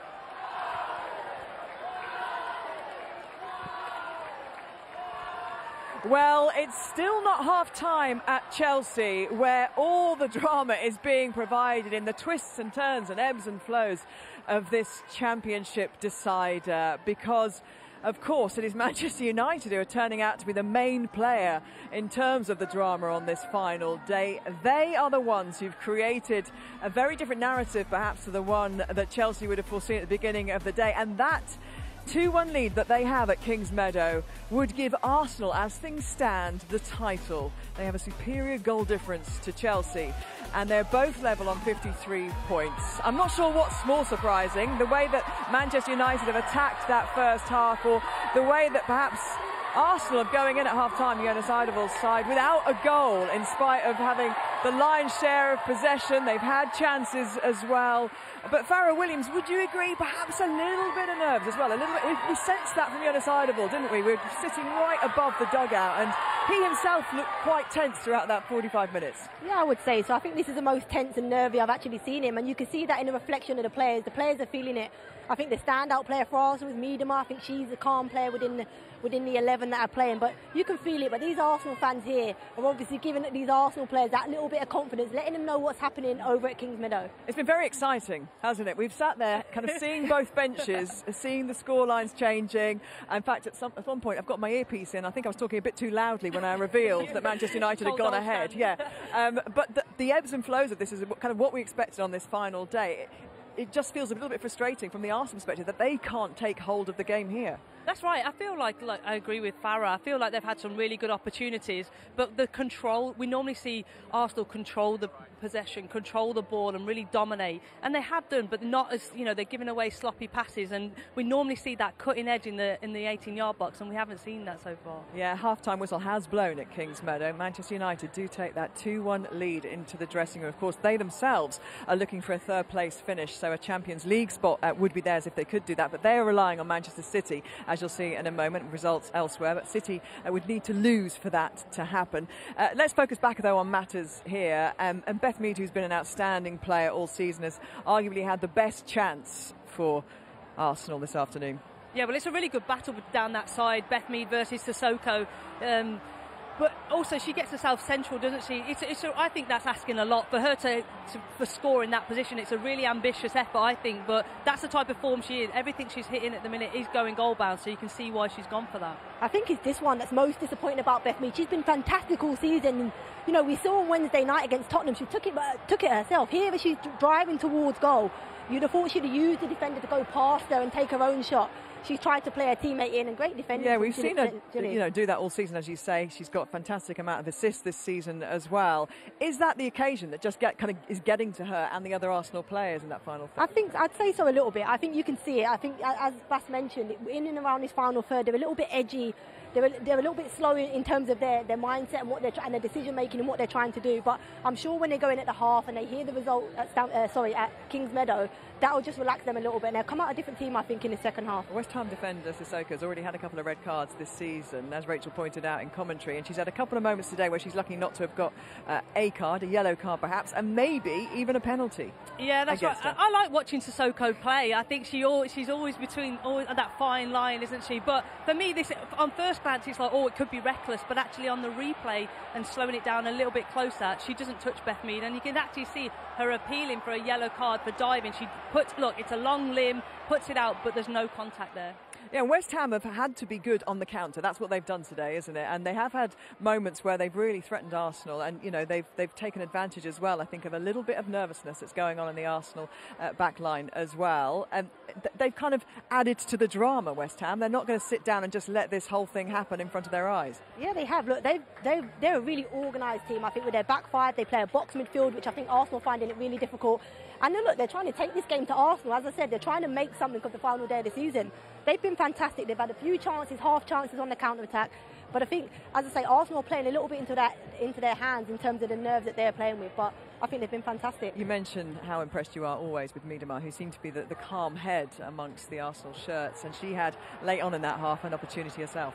Yeah, you can just see here, look, she is so calm. She just stands the defender up and takes it past her and just cuts one across the box. It's fantastic block from the West Ham defenders here, but she's been a threat all day. She's the one person, if anything's going to happen today, it'll come through her. You can see here, she just stands the defender, takes it past her and hits one across goal. You just always feel like she's 2, 3, 4 steps ahead of everybody else, or sometimes even her own teammates. Yeah. But she's the calm, go-to, assured player that's going to make something happen. Yeah, we can talk perhaps post-match as well about where her future lies, talk of her perhaps leaving Arsenal at the end of this season. But that's a conversation for a lot later on, because there's so much more for us to show you right now. The phones were all out. The Arsenal fans were busy checking what was going on at Kings Meadow during that first half, and they were thrilled when it was Manchester United who took the lead in that game at Kings Meadow. And we can show you those goals now. It was Martha Thomas who got Manchester United off to their early. It was quite early in the game, wasn't it? It was about 12 minutes in. Yeah, really. Look, it's a fantastic delivery in from Katie Zellum and Martha Thomas with the header. I mean, Chelsea will be disappointed with the defending, and maybe Berger in goal probably would have felt like she could have done more, but brilliant. She gets between the centre halves and she's unmarked in the box. It's a fantastic header from a fantastic delivery. And then Erin Cuthbert gets the equaliser. Yeah, I mean, it's a good ball in. We know Jess Carter's got a long throw, but to be alive in that 18-yard box, and Erin Cuthbert, she's been a standout player for Chelsea all season, playing in numerous positions, but to react first and have a great strike in the bottom corner is a really good finish. Emma Hayes, suitably excited there on the touchline. The atmosphere at Kings Meadow has been amazing all half. And then Ella Toone, though, silenced the crowd. Yeah, I mean, it's a great cross. Really dug one out to the back post. She hits a volley and it looks as if it deflects off the defender and in and over Berger. So, look, again, Chelsea will be disappointed with the defending, but look, fantastic finish here. You can see it, the volley at the back post. takes a slight defection off the defender, and it just sends the keeper the wrong way and goes in at the near post. But look, so nobody spoke about Man United, and they have turned up today and they're putting a performance Mark on. Skinner's women have done that to the table effectively, because no goals here. It's 0-0 between West Ham and Arsenal, but that scoreline at Kingsmeadow means it's Arsenal who would lift the trophy in just over an hour's time if things stay as they are. I can't imagine that things will stay as they are. There are going to be more twists and turns. Let's head over to Reshman Chowdhury, though, who is at Kingsmeadow for us, and get a sense of what is going on there with Siobhan Chamberlain. Gabby, thank you very much. I can tell you the Manchester United fans were loud pre-match. They've been loud all through this first half. And you can see why, Siobhan. What a first 45 minutes that's been. Oh, it's been brilliant. Manchester United came out the traps really early. They didn't let Chelsea settle. Got the early goal, which let them relax a little bit. Chelsea, obviously, you know they're going to come back into it. But United have definitely deserved their lead. They've been dominating 1v1 battles and playing really well. You say Chelsea are going to come back into it. What needs to happen at half-time right now?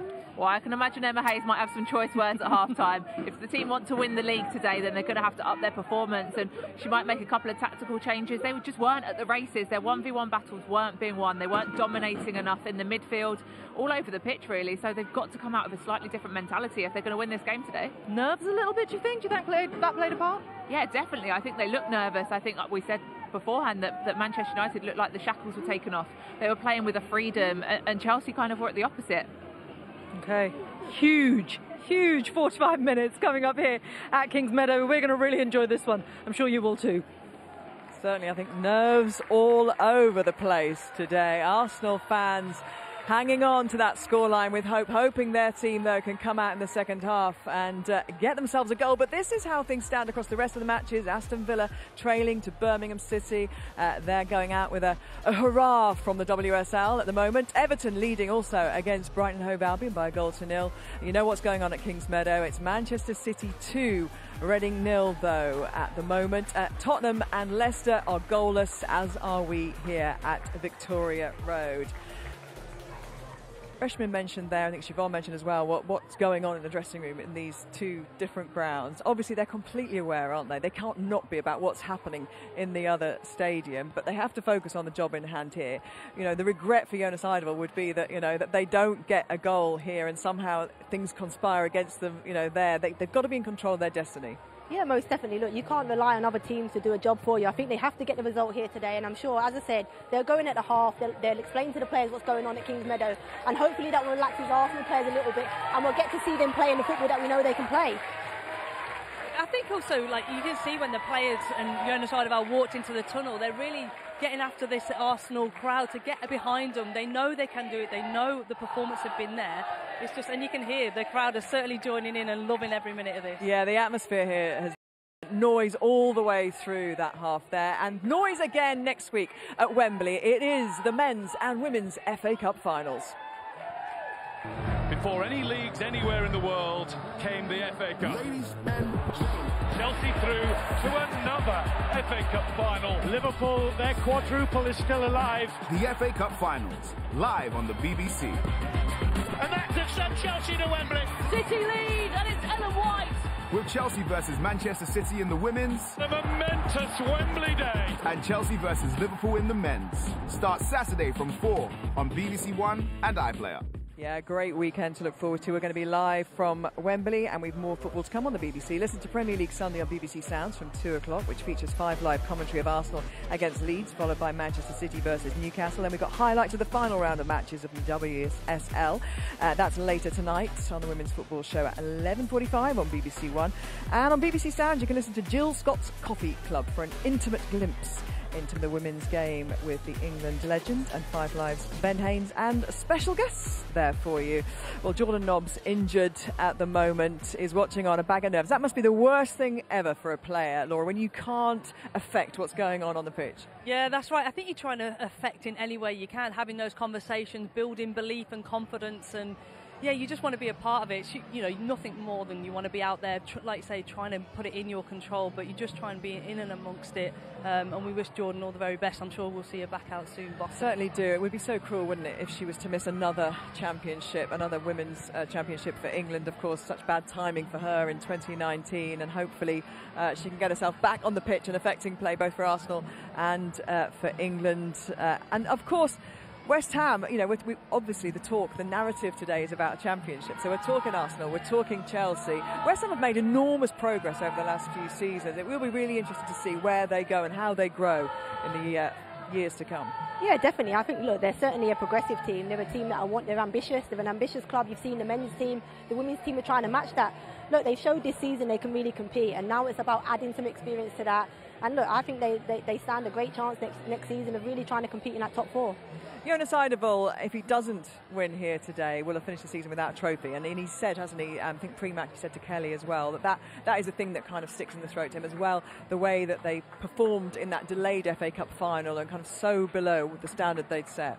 Yeah, that's right. I think, look, nature, you can tell he's a winner, ultimate winner, and so his players want it. He wants to breed that culture and belief, and you want something to show for it. You don't want to be that nearly team or if only and have plenty of moments of regret like that. So you can, look, we're competitive. It's elite sport. You want to have something to show for it, so I can see why he said that. The flip side of that, and he's trying to put a positive spin on, was that Arsenal haven't been in the top two since they won the title. That's the last time they were in the top two, effectively, 3 years ago. So, you know, that is progress, isn't it? And you have seen on the pitch this season, Farah, certainly an improvement in Arsenal's style of play. Yeah, certainly an improvement. I think he's right in saying it is progress, and that, as I mentioned before the game, it is about trying to shift their mentality. Emma Hayes has done that really well at Chelsea, and that's something I think he's identified needing to do here at Arsenal. That is things as they stand right now at half-time. It is Arsenal's title at the moment. Kim Little will be lifting that trophy aloft in about 45 minutes' time if things stay as they are. They are level on points, but Arsenal have a superior goal difference. Jonas Eidevall, though, I'm sure knows in his heart there's no way things are going to stay as they are in both these grounds. He could still win this, but there's going to be goals. Where are they going to come from? Where is this title going to go? Who will affect that here? Beth Mead certainly with the best of the chances for Arsenal in that first half, but they need big performances from all their key players. Most definitely. You can see a shot there. They're huddling up together, but yeah, you need big performances in the second half, and I'm sure they're going to get that. OK, and let's go back to sunning themselves up there high in the commentary box. Rachel Brown-Finnis and Mark Scott. Big wave back to you there, Rachel. Thanks, Gabby. Well, Rachel certainly in the sun. Will it be Arsenal's day in the sun here in Dagenham? As things stand, they will be champions. But as Gabby was saying, there is surely no chance that there will be no further twists and turns in the battle for the title.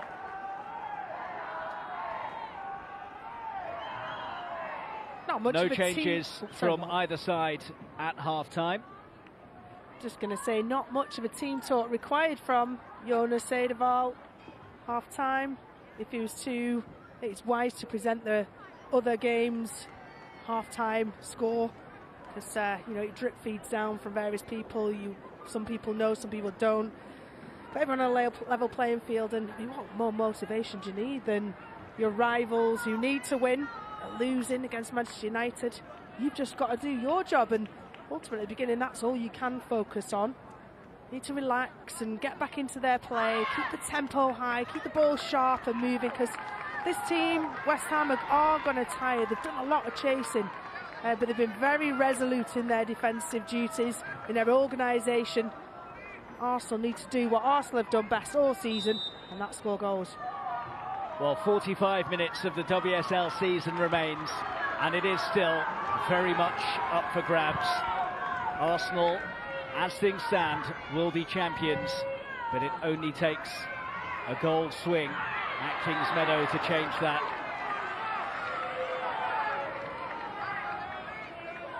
I thought you were going to quote "take that" then. It only takes a minute. Yeah, I thought that's what you were going to genuinely say. I'll leave that to you.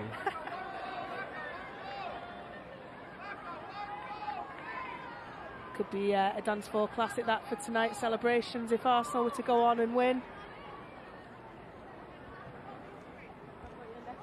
Well, it It is a lovely day in London for celebrations, be it that of Arsenal or Chelsea. Good ball in, and Ford couldn't quite get the touch. McCabe had a swing and a miss at it as well. Early chance for Arsenal in the first minute of the second half. It was a great ball in, wasn't it? An absolute bullet, but really well marshalled by Sissoko. My instinct was it was a handball. I'm seeing the replay now for the first time. And I think it's Sissoko gets her foot almost around her at the near post, McCabe, to get it away. Really good defending. Little.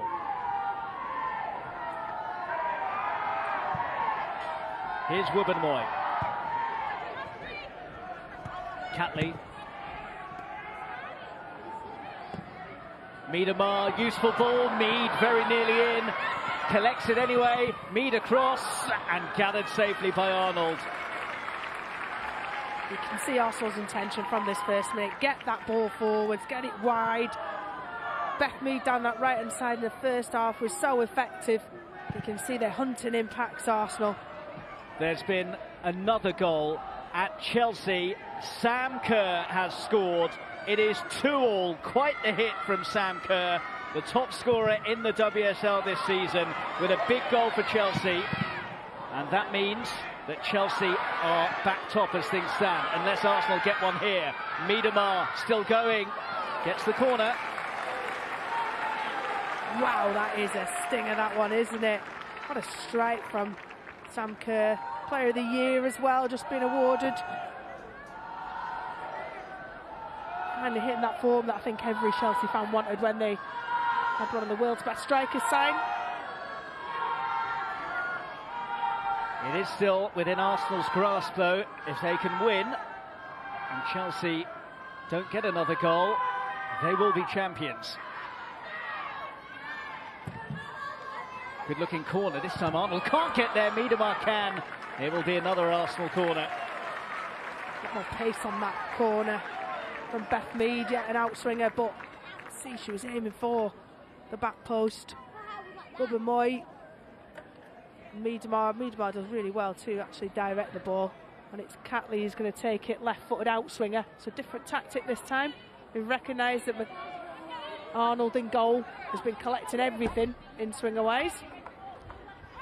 Just a bit of a breeze getting up here as well. Short corner. Little took too long and had it nicked off her toes by Leon.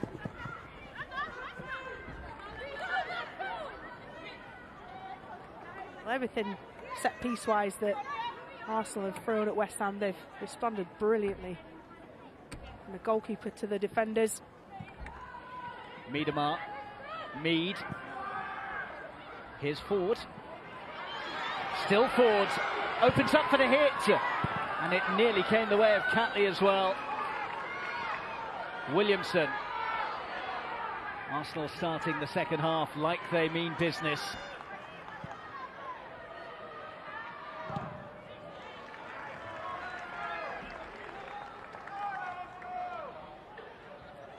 What would the main message have been from Jonas Eidevall at half-time then, Rachel? Intensity, it needed. You could see there were little waves and patches for Arsenal where you felt they were going to score and they just never capitalised on them. And, you know, that ebbed, then the pace sort of dropped off and West Ham were allowed back into it. To put the foot down, Arsenal, and to keep that foot down. It's 45 minutes left of the season and it's now or never for them.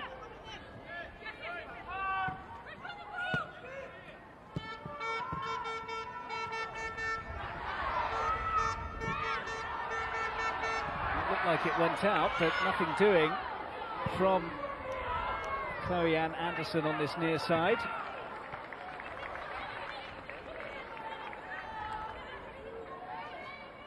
It's been a topsy-turvy afternoon without Arsenal having scored so far. Chelsea back top of the table, courtesy of that Sam Kerr leveller. 2-2 between Chelsea and Manchester United at Kingsmeadow.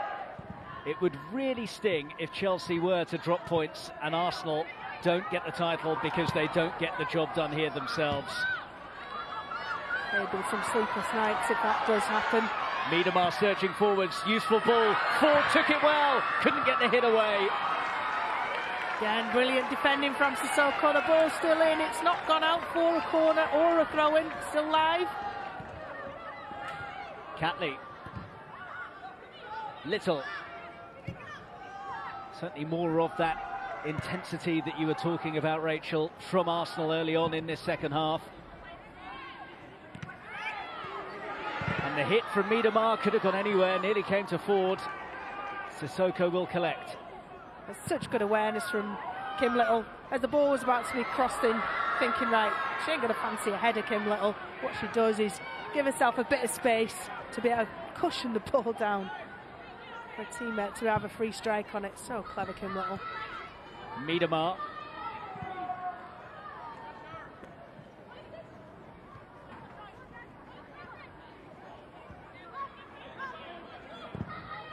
Zinsberger upfield.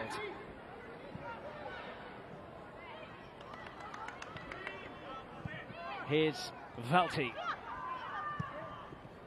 Into Ford. Slipped in to McCabe. McCabe's cross. Oh, and here's a chance.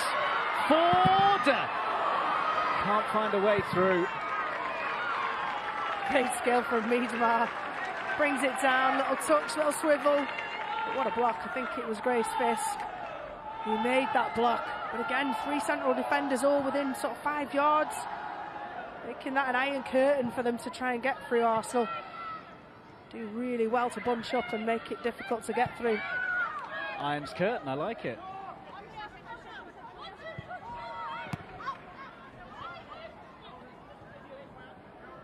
Valti. Wubben-Moy.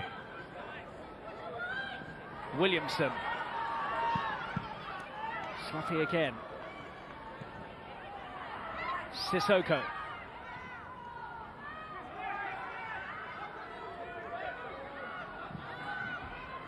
Williamson.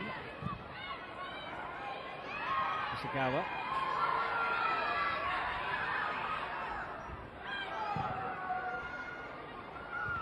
Met by McCabe. Here's Catley. On towards Miedemar, but not enough on the pass.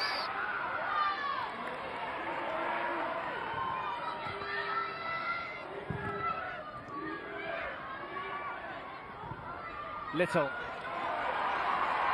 McCabe's in space on this near side. Little drag back. It's going to be a yellow for Brynjas Dottir.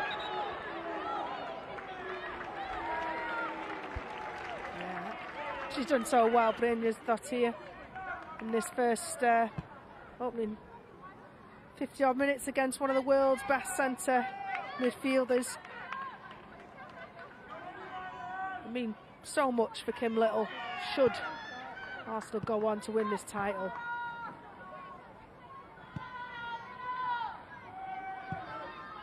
Leading the next generation of Arsenal players.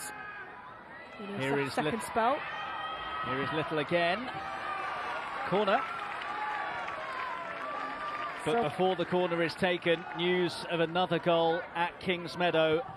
And for the first time this afternoon, Chelsea are in front. It's Guro Reiten who has scored the goal. And if Chelsea hold on to that lead, there is nothing Arsenal can do to take the title off them.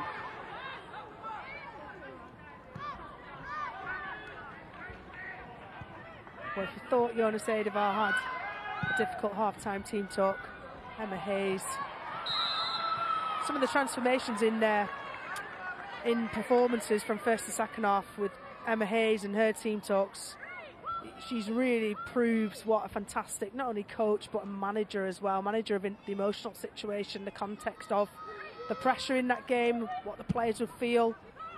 They've transformed that result as it stands. Not good news for Jordan Nobbs and all of those of an Arsenal persuasion from Kingsmeadow.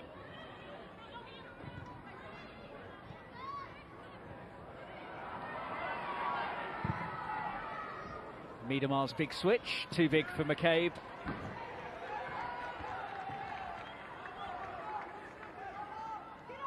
Excellent technique Good vision and intention. Miedema just ran out of pitch down this near side.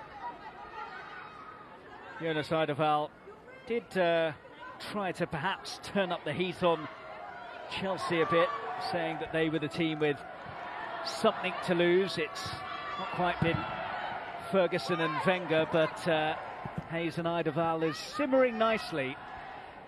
Yeah, it's not quite the longevity of those two you mentioned, but there's certainly a little bit of needle, a bit of fire. I think Eidevall presumed his naive tactics, it seems now, of trying to outwit or maybe ruffle up Emma Hayes. She ain't gonna fall for that. She's been around for years. She's played all of those games with previous managers. She's one of the best. And after her purring comments earlier on this season, she may well be the one looking like the cat that's got the cream tonight. Clattered clear by Arnold. It feels like a bit of a lull for Arsenal if they did start with intensity. Absolutely, and that's what happened in the first half. It goes sort of 3-4 minutes and you felt a goal was coming, and West Ham thwarted them.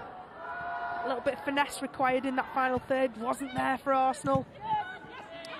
So at the start of this second half, Chelsea needed a goal to turn things around in their favour. They've scored 2, and now Arsenal need a 2-goal swing.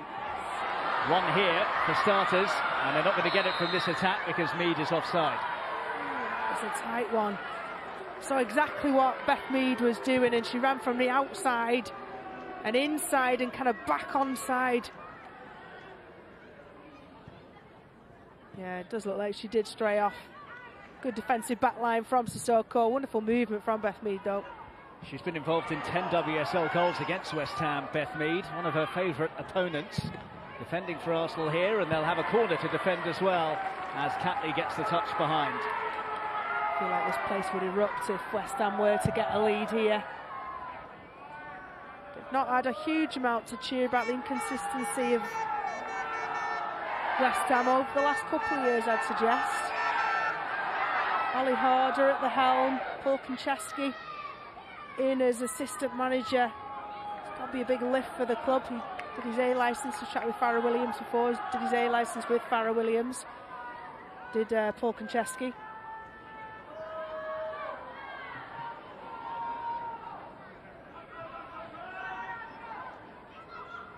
Corner for West Ham.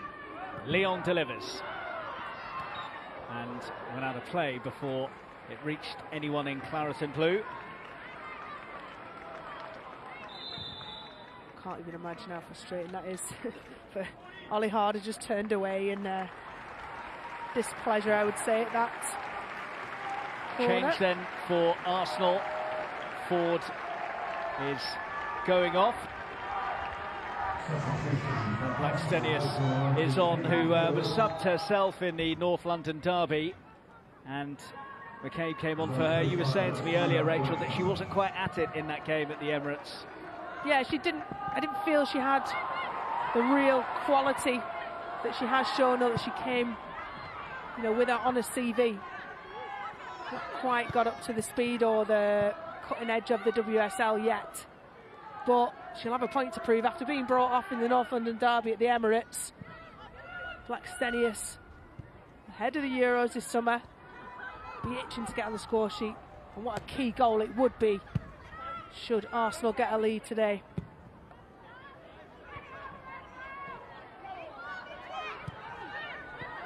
Miedema receiving it in a dangerous area. Blackstenius just on, has scored! Talk about an immediate impact. It could still be a crucial goal in the title race. Off the bench and straight into the thick of it. Stina Blackstenius with her 7th of the season to make it West Ham 0, Arsenal 1. Well, the build-up was a thing of beauty. That ball into Miedema, receiving it in between the midfield, and the defensive thirds. The turn of Blackstenius, the run getting herself in between the two centre halves. Sissoko with her arm up, no chance of offside, and just slots it wide. Kenzie Arnold does her best to try and get down, but too far in the corner, and she said, what an impact. As we said, Arsenal can only do what they can do, and that's go out and win their part, win this game. Whatever happens at Chelsea, at Kingsmeadow, that's out of their control. 7 goals in 16 games for the Swedish international since she joined Arsenal. And we're back to it being a 1-goal title race. Chelsea still in the box seat, but if Manchester United were to equalise at Kingsmeadow, Arsenal would be back top of the pile. It's still nip and tuck with half an hour of the season to play. Mead trying to extend Arsenal's advantage here, away from Sissoko. Mead! Inches away from an absolute cracker. Well, that's classic Beth Mead, just coming off the wide. Central, the goal, the width of the goal. That shot, either left foot, right foot, she has got a rocket. This one here, absolute pile driver across the keeper, no chance. Ricochets down off the bar. Feel now the deadlock has been broken, that Arsenal could really put their foot down, keep their foot down, and get more than just the one. Little. Williamson.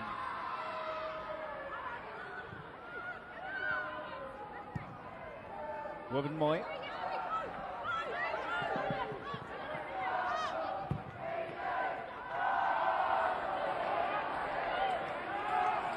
Zinsberger. Ooh, loose. Helped on by Yallop. Tidied up by Maritz.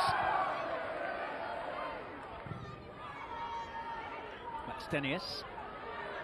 Sissoko. Yallop. What have West Ham got by way of response? Well, they've got defending perhaps to do here. McCabe carries. Blackstenius to the left, Mead to the right. She goes for Beth Mead. McCabe. Important touch that from Sissoko, and it actually came off McCabe last. Yeah, it's good cover. You're seeing that Julie Flaherty looks like she's tiring a little bit, and that striding run forward from Katie McCabe. You know, Arsenal don't just have a centre forward, they've got the front three, they've got midfielders who bomb on and join in an attack. There's lots of prongs to their attack.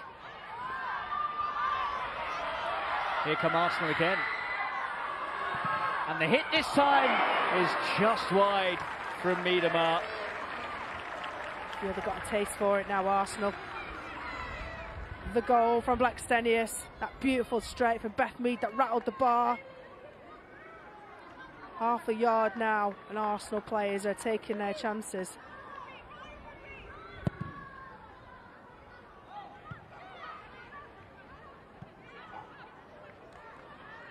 West Ham have lost 17 of the last 21 WSL games that they have conceded the first goal in. And the fact that Arsenal are taking charge has sparked the need for a change.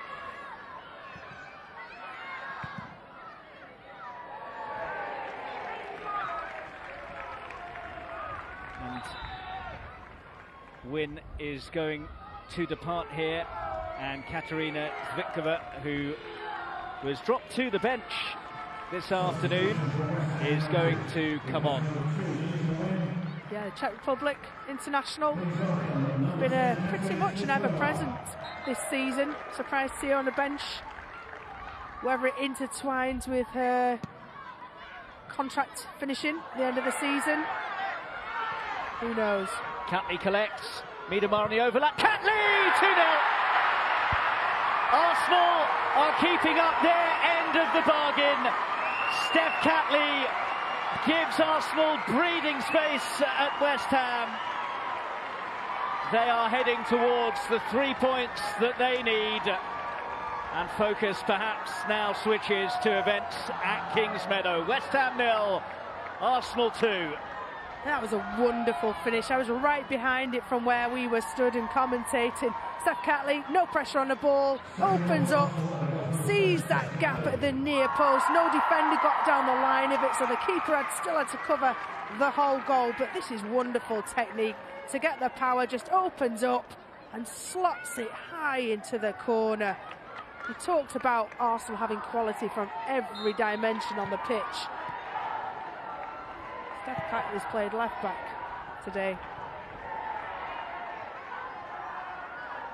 Well, he said that Steph Catley is one of the best players in the world in her position after the Australian signed a new contract with Arsenal this week. She says that she feels right at home at Arsenal, and she struck that home brilliantly to put Arsenal in charge here, but of course there's only so much they can do.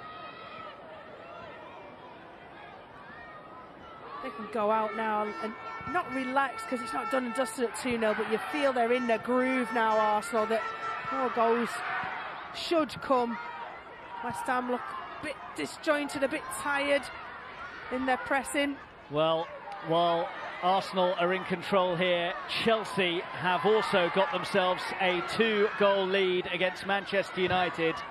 Sam Kerr has scored once again, which means that Chelsea are looking very well set for the title now after a very well taken goal from Sam Kerr. So 2 Australians score on either side of London, and it means that his side's efforts here are likely to be in vain now.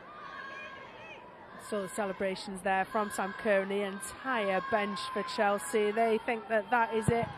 That the job is done against Manchester United. And confirmation of how things look now. Both sides in front, so Chelsea maintain the 1-point advantage they had before kick-off. No matter how many times you look at it, it's not going to change the score. I was going to say that if Arsenal do sign off here with a win, a convincing win in the sunshine, it would be something to sign off a pretty successful season for the Arsenal fans. I don't think it'll make Jordan Nobbs happy.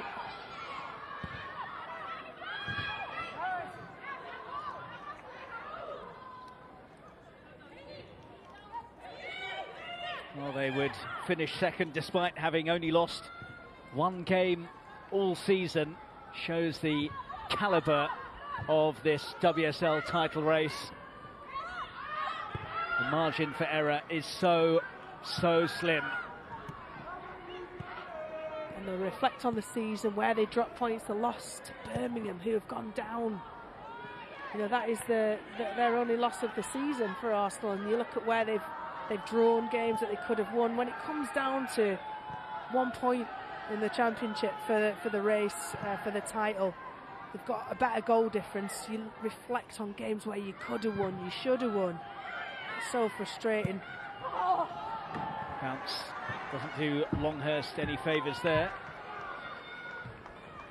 But all of those memories and those reflections will serve Arsenal in good stead for next season. You know, Chelsea have done this before. The majority of the squad have won the title last season altogether. They've only built on their squad. Arsenal, there's a lot of new players here. Every single player and fan will hope that Miedema will be part of Arsenal trying to get that title off Chelsea next season. Barcelona said to be sniffing around Viv Miedema, who has said herself that she wants to be at a club who matches her ambitions.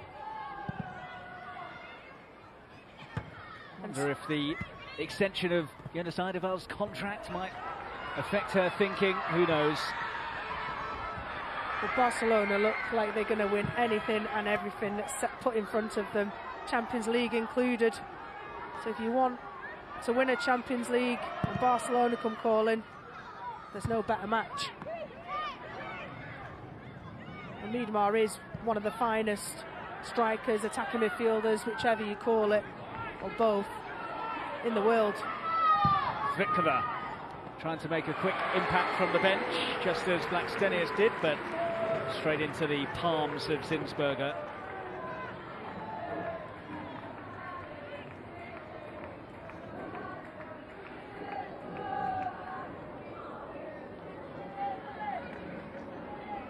Yeah, Barcelona, for those people who may be new to women's football, have in the last couple of years have become the new Lyon. Lyon, who won the Champions League, I think it's 7 times out of the last 8. Barcelona look unstoppable into the Champions League final this year. Swept aside everyone, including, was it Arsenal? Did they beat Arsenal? Yeah, in the early rounds of the Champions League. So they will have seen Viv Miedema. Viv Miedema will have seen Barcelona. I don't think anyone could blame her should she choose to move on, but it would certainly be a loss to the WSL. Be a bit unfair, given the strength of Barcelona, if they were to nab her as well, the all-time top scorer in the WSL. West Ham trying to nab a goal to get themselves back into the shake-up here, but McCabe has flown in and sent it behind for the corner. Yeah, really good covering there from the full-back. I think it's Merritt's actually, who tracks back really well at right back and flings a left foot out. As much as they got that 2-0 lead, they want to preserve a clean sheet.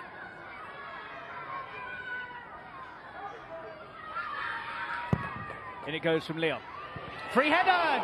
And wide from Brynjas Dottir. That is a good chance, and she knows it.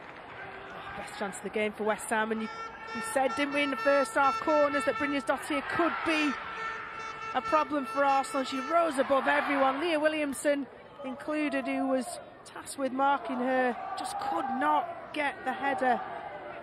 It's a brilliant chance. Should have scored. Simple as that.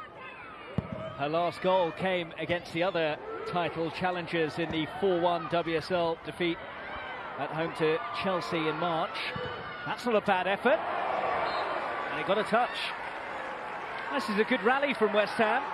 Well, they've got nothing to lose now. They've got to go for it. And it's Svikva who's just come on that left-hand side, an attacking player, attacking left midfielder, onto her right foot. Not a bad effort, deflected wide. Both managers want their substitutes to have an impact on the game.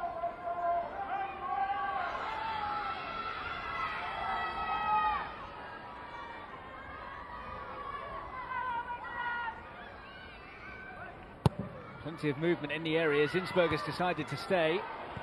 Turned out to be the right call. Lumped forwards and collected by Sissoko.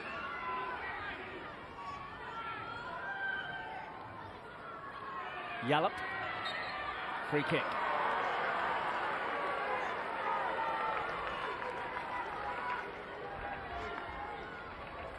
Quality of the free kicks has been pretty good so far from Leon.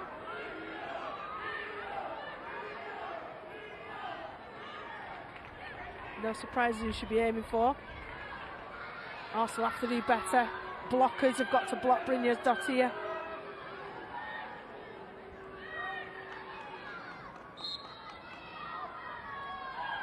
Brynjas Dottir trying to get free. Someone went down there. The header's off the bar.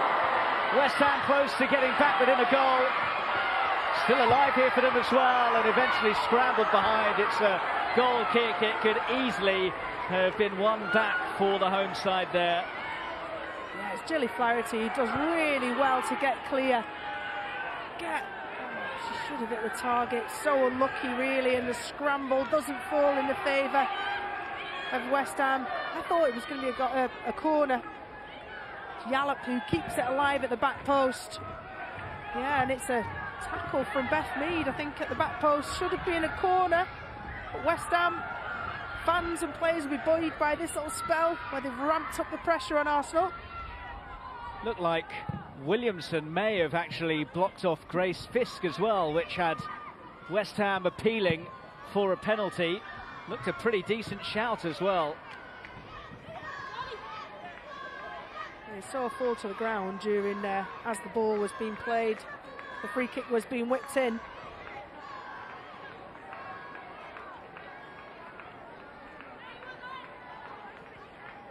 See it again here. Grace Fisk looking to make a run. Leah Williamson, no, just blocks her off. No foul there at all. Right decision from the officials. I think the officials have been excellent today so far in decision making. It's been, you know, we think now we watch TV on football on TV, sorry, and we expect VAR or goal line technology to be there. Remember that it's just these four doing their best to marshal the game. And as they've been under the PGMOL now, they're learning more, they're accelerated, they're learning. The standard of officiating has been much better. We hope that that continues. Little showed too much of it to Yallop. Miedemar.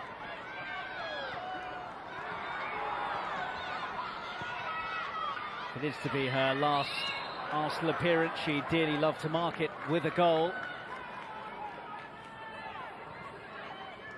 Yeah, she had a couple of chances there from deep.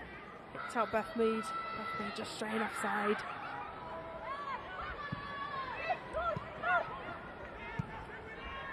You can understand why they would want to move on. She's broken every record in the WSL for goal scoring, for assisting, being involved in goals. She's done everything she can, and she's not been able to lead Arsenal to a title, Champions League success, and ultimately that's what she wants, and a player of her calibre warrants. Won the European Championships for the country, got to the final of the World Cup, a lot of firsts, milestones in her career.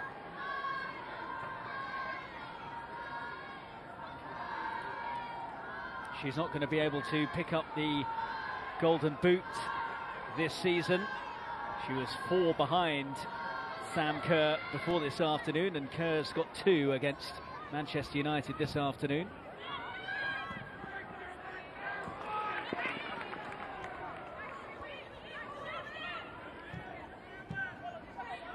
Catley. Asagawa.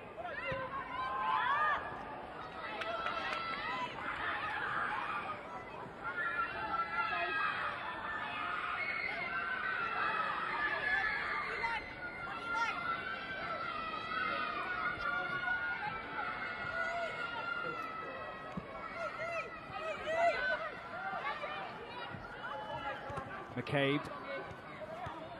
Leon running into traffic. Miedemar. Hasegawa tangling. Miedemar comes away with it. Early pass. Good turn, Mead. Sissoko does enough. And it's in the hands of Mackenzie Arnold.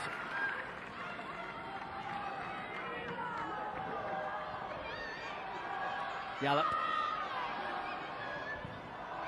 Leon was trying to get through. She was blocked off.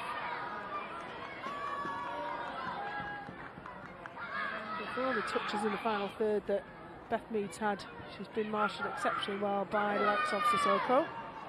Well, Chelsea set for the title, and if they secure that, they're going for the double next weekend. They're up against Manchester City in the FA Cup final next Sunday from 10 to 2 on the BBC. Yep, Wembley will be blue one way or the other. I'm sure both sets of fans, certainly, you know, Chelsea will be, should the results stand as they are today, celebrating, buoyant off of the success of retaining the WSL title. But Manchester City, the form that they're in, they've steamrolled every team in their wake on the run in to the end of the season. Exciting game. Towards Walker, but good defending from Williamson. Oh, but then nicked off her toes, and perhaps a bit relieved to hear the whistle go from Emily Heaslip. Please don't do that this summer, Leah, in the Euros.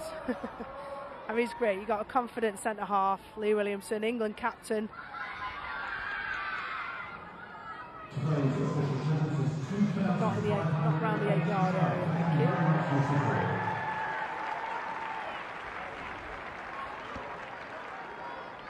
2,500 here this afternoon, a very healthy Arsenal following as well.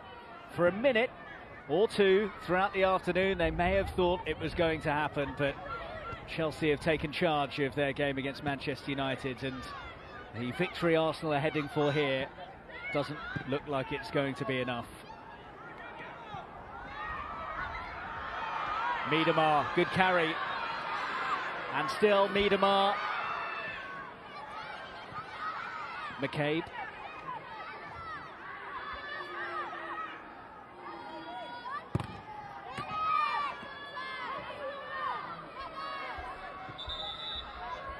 Going to be an Arsenal change here. Nikita Paris is coming on. Substitution for Arsenal. And Beth Mead departs inches away from scoring a cracking goal.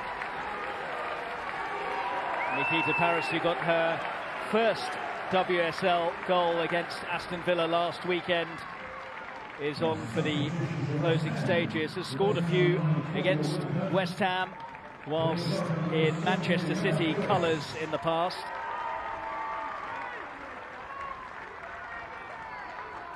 It's good seeing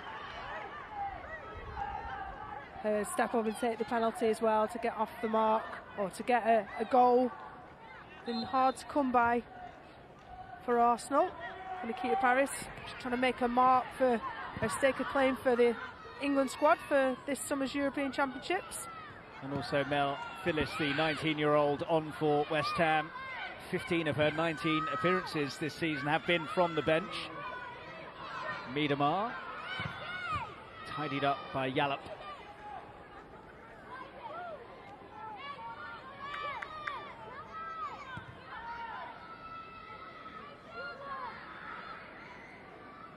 Jonas Eidevall said this week that it's great news that he's been given that contract extension through till the end of the 23 to 24 campaign.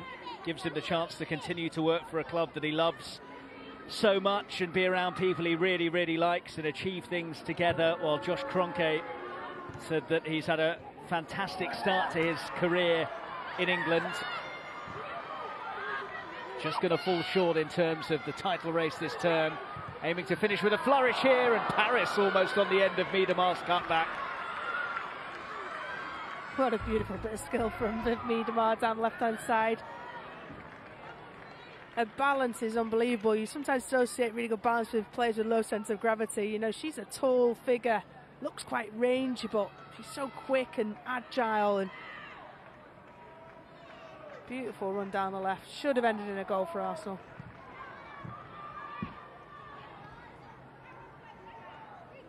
Paris.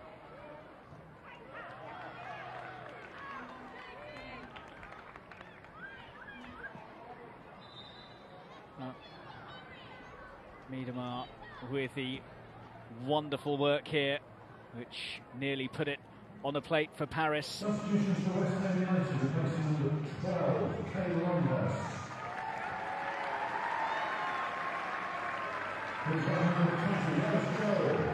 It's going to be a triple change for West Ham late on here.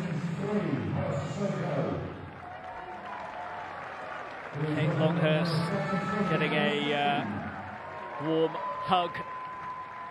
Sissoko goes off. She's had a few close shaves this afternoon.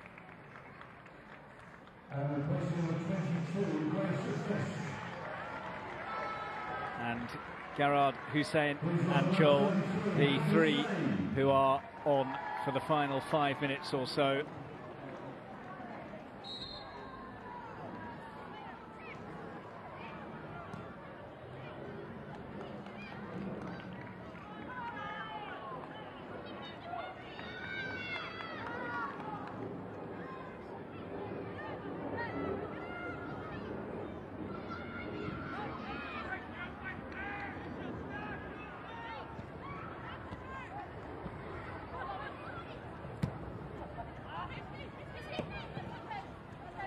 Well, 5 minutes left to play, so Rachel, time for you to tell us who your Barclays player of the match is. Well, Catley got the goal, but Miedemar has been unbelievable. The way she's linked up, a little trickery just a few moments ago. She has been the gem for Arsenal. So she gets the Barclays player of the match. hopefully hear from her at the end. See what happens to her next season. Blackstenius, too high for her.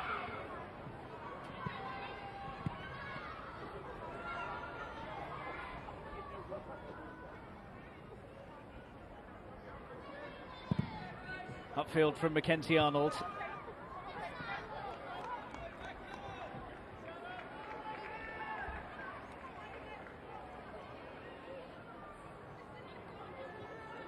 So Arsenal's wait for a title goes on. They last lifted the trophy in 2019, and barring something miraculous at Kingsmeadow, they're not going to be able to overtake Chelsea this afternoon, with Emma Hayes' side holding a 4-2 lead against Manchester United. Sagawa. Worth a go. Yeah, lovely little bit of footwork. Gets herself a yard. This stage of the game, why not? Japanese players that we've had in our league and when we've played against them internationally are just very, very good technically. You can see she's trying to boss that midfield, be the playmaker. Fisk there, ahead of McCabe. Here's Little.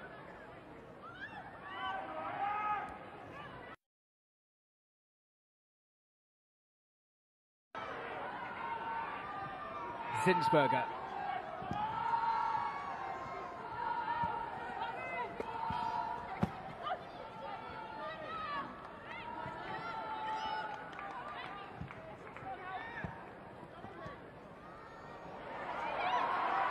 Little. Miedemar on for Little.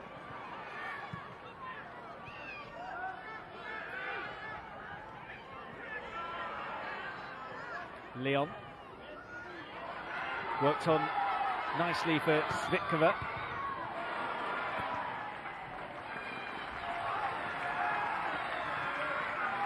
Good break from West Ham. Svitkova's made a difference when she's come on in this second half. West Ham fans will be hoping she'll be here next season too. Well, it's going to be a losing end to the campaign, it seems, for West Ham, but they have won 12 more points than they did across the whole of last season. There's still a sense that they might have just underachieved a bit, though. Should perhaps be knocking on the door to challenge for the Champions League, if not actually qualifying for it. I agree with you, that is their intention, but I think it's been proven that that's easier said than done. You've got three teams who are going to finish in the top three this season, who've long been established as the best three teams in this country. And yeah, a big budget, good training facility is a great start. International players and the ability to bring over international players and place them and house them and obviously pay them is fantastic. But that still takes time to gel and to build and to breed that winning mentality. The sands of time are running out for Arsenal. Final minute here, final minute at Kingsmeadow. Chelsea are heading for the title.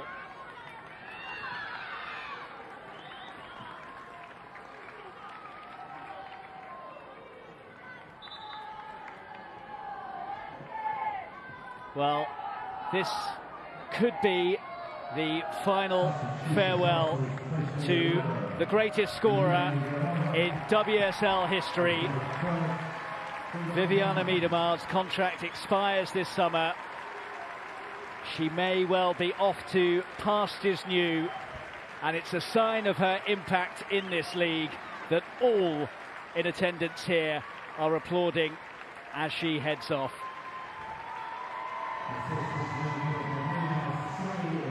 She's been a wonderful presence, ever present for Arsenal over the years that she's been here. Came, I think it was from Wolfsburg, from the German league, and made an immediate impact. Such a young player, has plied her trade in different countries. What she's meant and done for her national team, put them on the world stage. And of course Serena Wiegmann, who led the Netherlands to European Championship winning team, gold medal, to the silver medal at the World Cup final, is now in charge of England, and what high hopes we have for that team this summer under the leadership of Sarina Wiegman. Friedemann is the replacement for Miedema. Stensberger out together. Arsenal looking for a 4th consecutive win away from home in the WSL without conceding.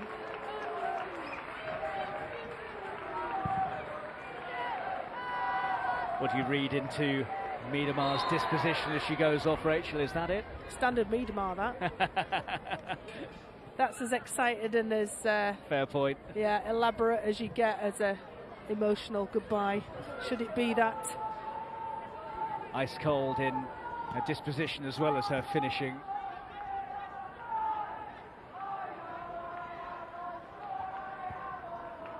Well, I guess the only satisfaction Arsenal can take from this afternoon is that they did their bit.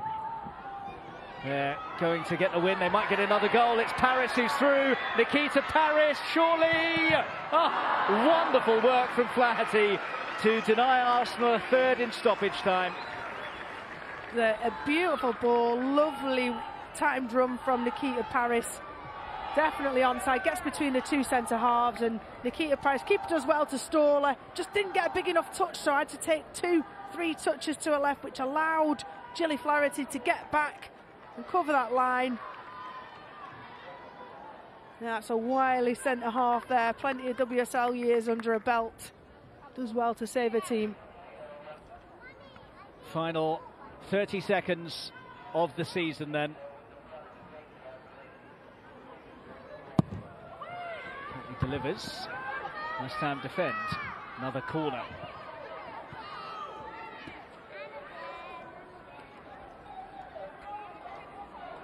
Yeah, another Steph Catley corner.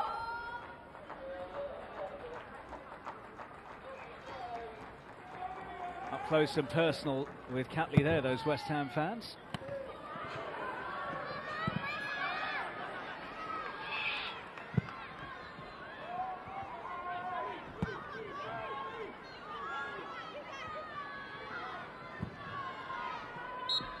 Arsenal have done their bit. They have the 3 points here, but it's not going to be enough. Blackstenius and Catley with the goals. It took them a while, but Arsenal in the end showed their quality, Rachel. Yeah, a really poised and disciplined performance from West Ham made it difficult for Arsenal. They've done their bit, as you said. They've proven they had the quality and the edge today. Across the distance of the season, Chelsea are deserved winners, and this is the ultimate revenge for Emma Hayes for that opening game defeat at the Emirates. Thanks very much, Rachel. So, full-time here. Is it the full-time whistle for Viv Miedema's Arsenal career as well? We will have to wait and see. But the full-time result, West Ham United 0, Arsenal 2. Thank you very much, Mark and Rachel. Yeah, the twists and turns of the first half and into the second. In the end, though, it was never going to be Arsenal's control today. They were always going to have to rely on favours from Manchester United. And, of course, in the end, that didn't happen. Manchester United, at the moment, it's a few minutes to go at Kingsmeadow, are 4-2 down. It looks like the title, unless there's a miracle, unless there's a couple of last-minute goals from Manchester United, the title will be going to Emma Hayes' Chelsea for the 3rd season in a row. But Arsenal did everything here that they had to do, getting the goals in that second half, making sure that if the twists and turns meant that a win would be enough, well, they secured that victory, Farah. Yeah, definitely. You can see in their performance in the second half, there was definitely some words said at half-time, and they come out more relaxed in the second half. They got their goal quite early. and they took advantage of that and controlled the rest of the game. Look, they did their job today, and they give themselves the best possible chance to really push this Chelsea team. But as you mentioned before, it was out of their hands today, and they got the result. And look, it's so tight, that league, and that's what we want to see in the WSL. And yeah, that is things as they stand. The full-time whistle has not gone at Kings Meadow. There's just less than a couple of minutes to go there, but as things stand, the title is Chelsea's. Arsenal a point behind, which is how they started the day, Laura. We said it was going to be an enormous ask of Manchester United, but they gave us a lot of drama, didn't they, throughout the afternoon? Yeah, they certainly did, especially, I'm sure everyone at home, everyone in the ground here was checking their phone. Everyone had about 3 or 4 phones out. What are the permutations? Constantly working it out, and it was draining. So, you know, huge credit to all the players.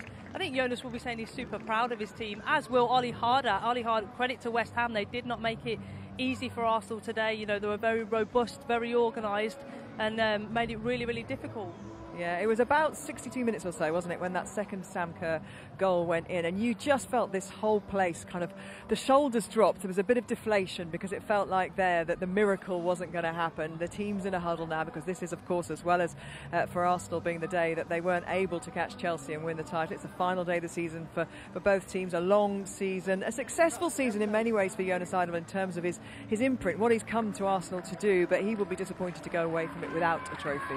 Yeah, I think so. The way that Arsenal started the season, and everybody started speaking about Arsenal and, you know, can they win a trophy, with the way that they were performing, and Jonas coming in and making changes. But I think, look, you can see there's been change within the squad, and I think you can see the change in mentality, but he has to be disappointed not taking a trophy home this year. Yeah, players there, of course, some will move on at the end of this season. Much speculation about Vivianne Miedema, whether or not her future lies perhaps in Spain, perhaps at Barcelona. Certainly there was no indication the way she came off, it wasn't overly emotional, was it, Laura? She wasn't kind of shaking the hands of every member of staff as you sometimes see a player do. Yeah, I think Rachel Brown finished summed it up. You know, that's her demeanour, that's how she carries herself. You know, she lights up the pitch but is very cool off it, and I just think, look, from a fan of the WSL, I think that, you know, fingers crossed she stays.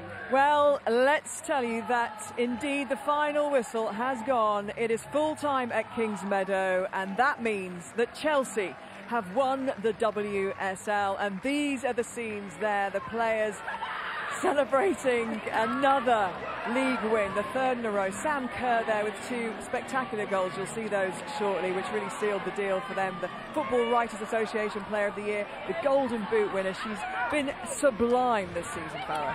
Honestly, she's been phenomenal. Look, everybody talks about the price tag that comes with it, but she's exceptional. The goals that she's scored and the importance that she has for this Chelsea team has just shone through this season. Golden Boot winner for the 2nd season on the bounce, and literally dragged their team back into this game today against Man United. And if it wasn't for her goals and probably her second half performance, the result don't happen here at Kings Meadow.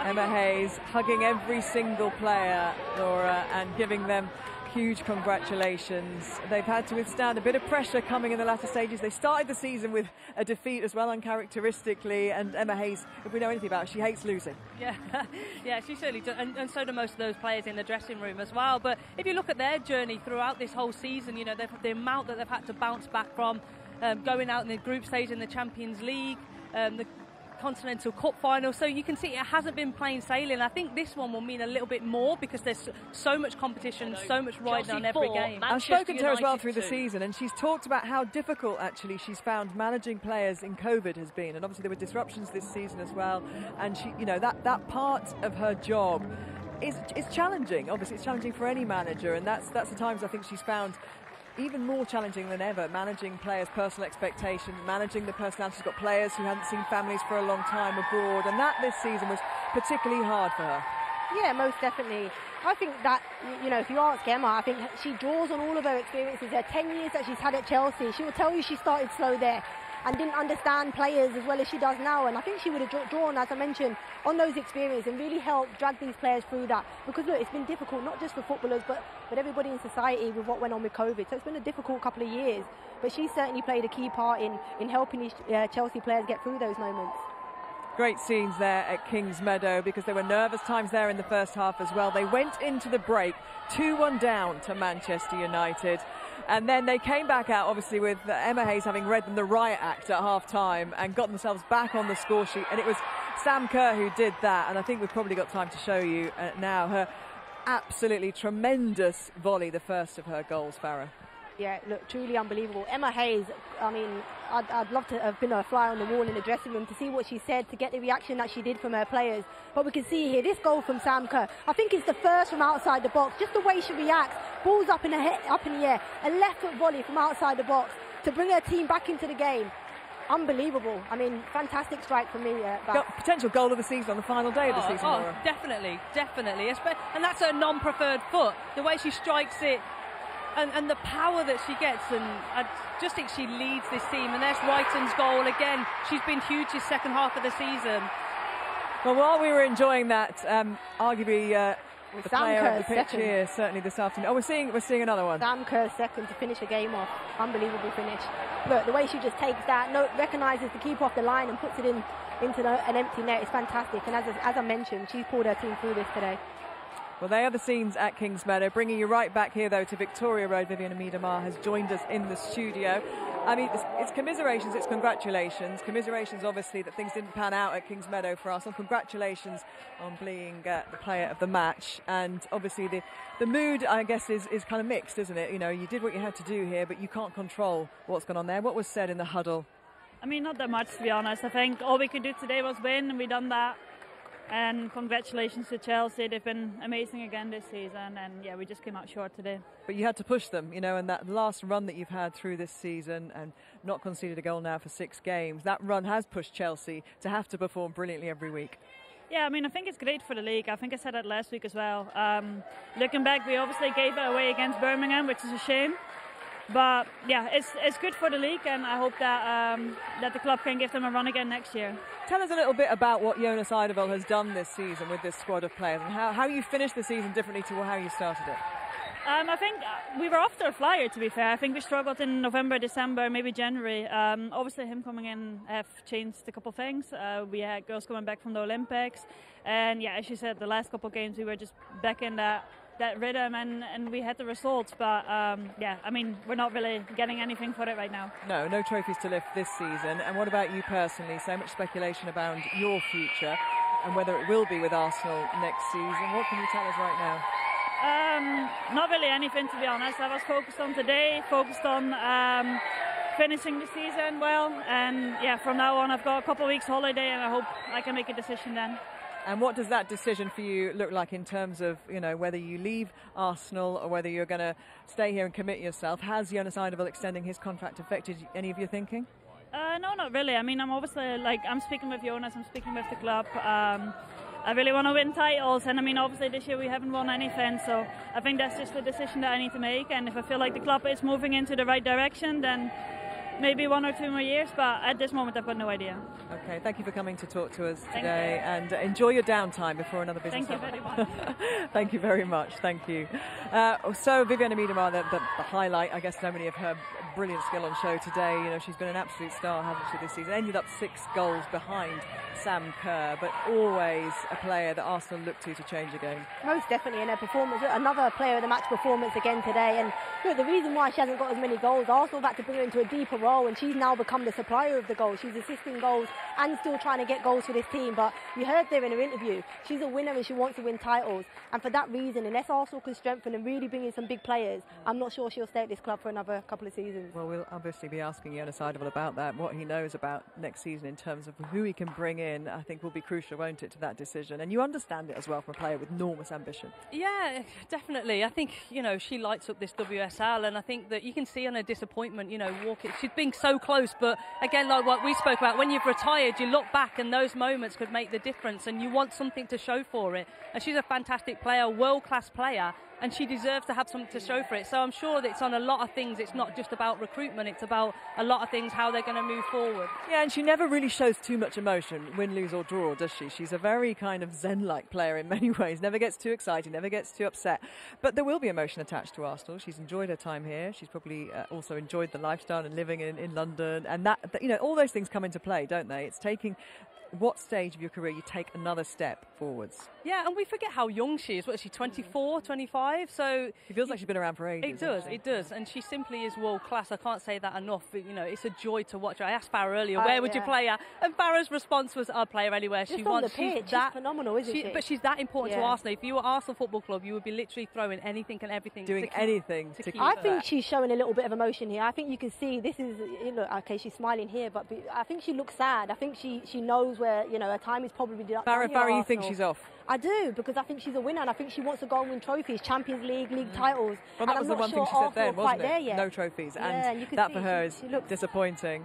And I guess as well, you know, she's, as you say, she's a young player. She's played in World Cup finals. She wants to win the Champions League, and in her heart, can she see herself doing that with Arsenal? Maybe they're the questions she's wrestling with at the moment, Vivian Miedemar. Let's just bring you up to speed. We will be going to Kingsmeadow shortly to see the trophy lifted by Chelsea, but let's have a look at the rest of the results in the Women's Super League this afternoon. And Birmingham City going out with a win. They are down, they're out of the WSL, but they take a win away with them. And Brighton Hove Albion pulled one back to draw level 1-1 with Everton. You know, Chelsea's 4-2 victory over Manchester United sees them crowned champions.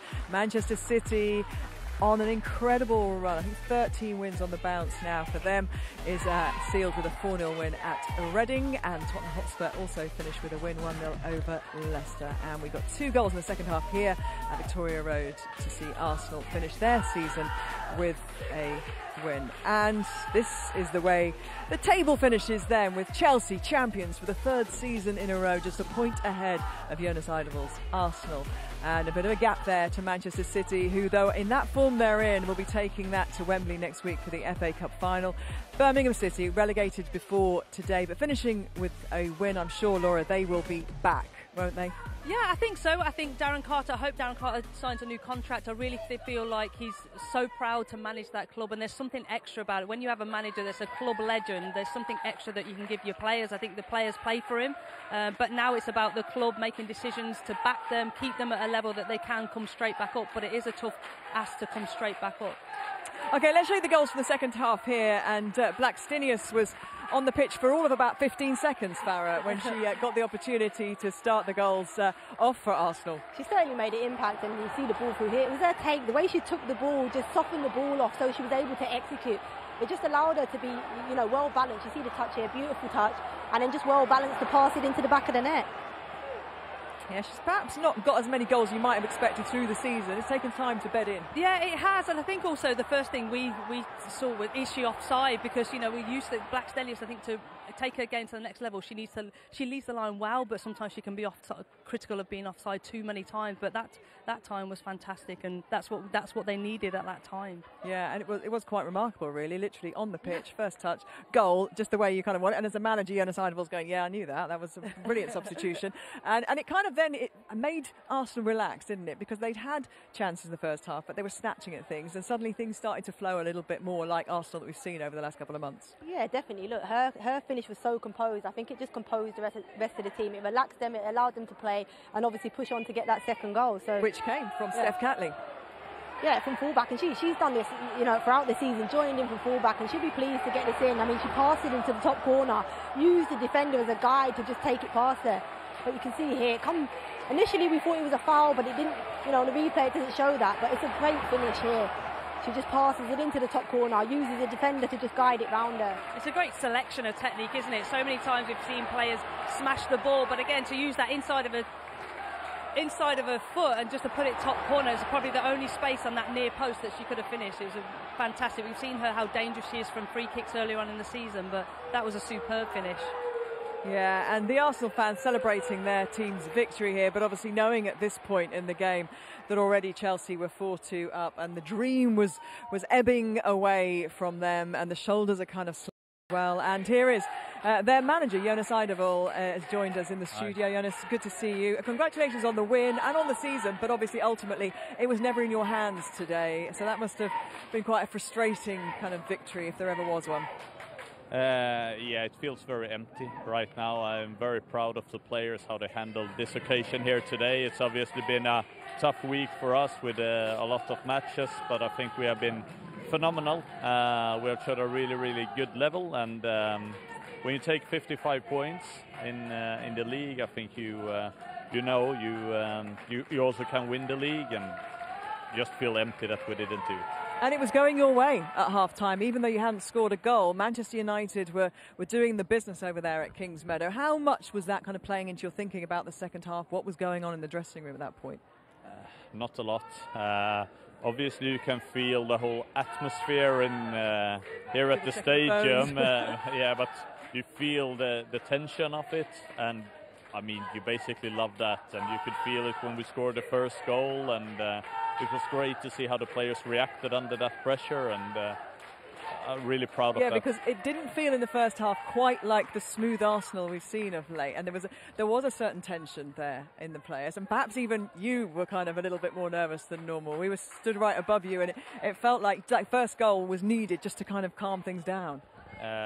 Yeah, that might be right. It's, I think it was a lot of friction on the grass today, to be honest. It's like everything went pretty slow, but that was for both teams. But no, of course, it's emotional games. It was nice to get the first goal. I'm not going to lie about that. It certainly is. And you have time to reflect, I'm sure, in the next few weeks. But your feelings now about this season, your first full season in charge of Arsenal?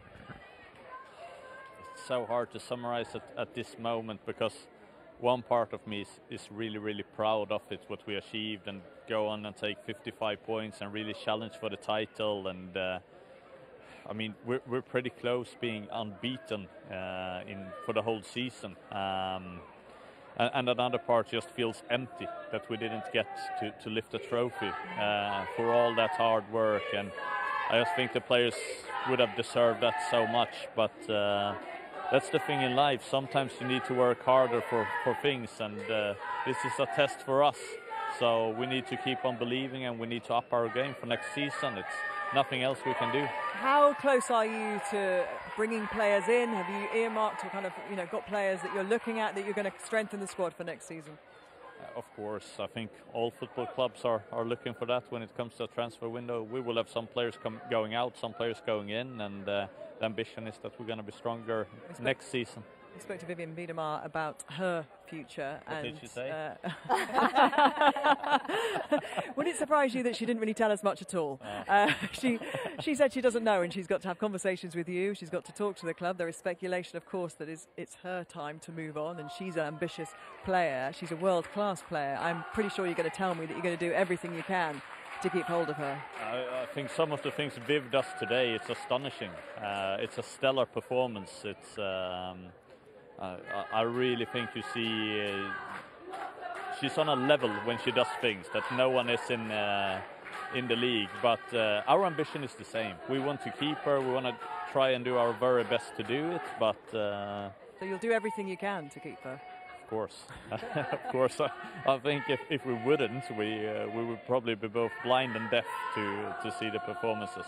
Absolutely. And we saw you this week announcing your contract extension along with Mikel Arteta as well, which I think is an unprecedented move actually for a club to align the men's and women's coaches, showing once again that Arsenal are so forward-thinking and kind of at the vanguard of the women's game in terms of their attitude.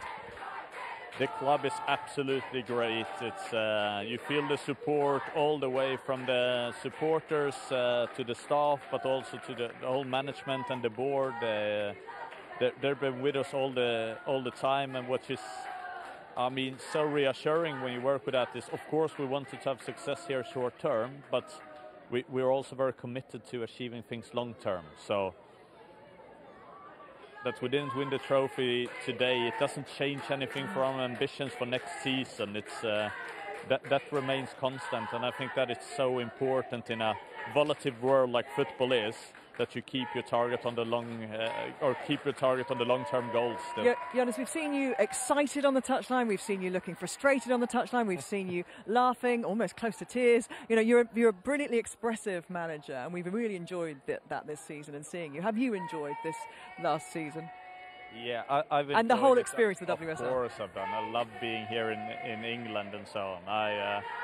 I always wish that I was a little bit less emotional for it, but it's don't change. It is tough because at some part it's like it's your life there on the sidelines, and you want to live it, and you want to feel that the players feel that too. That this is the important thing. But yeah, I don't think you can change really, can you? No, your personality is what it is, and I think it's great to see. When I'm here outside the pitch, I think I'm a much calmer person.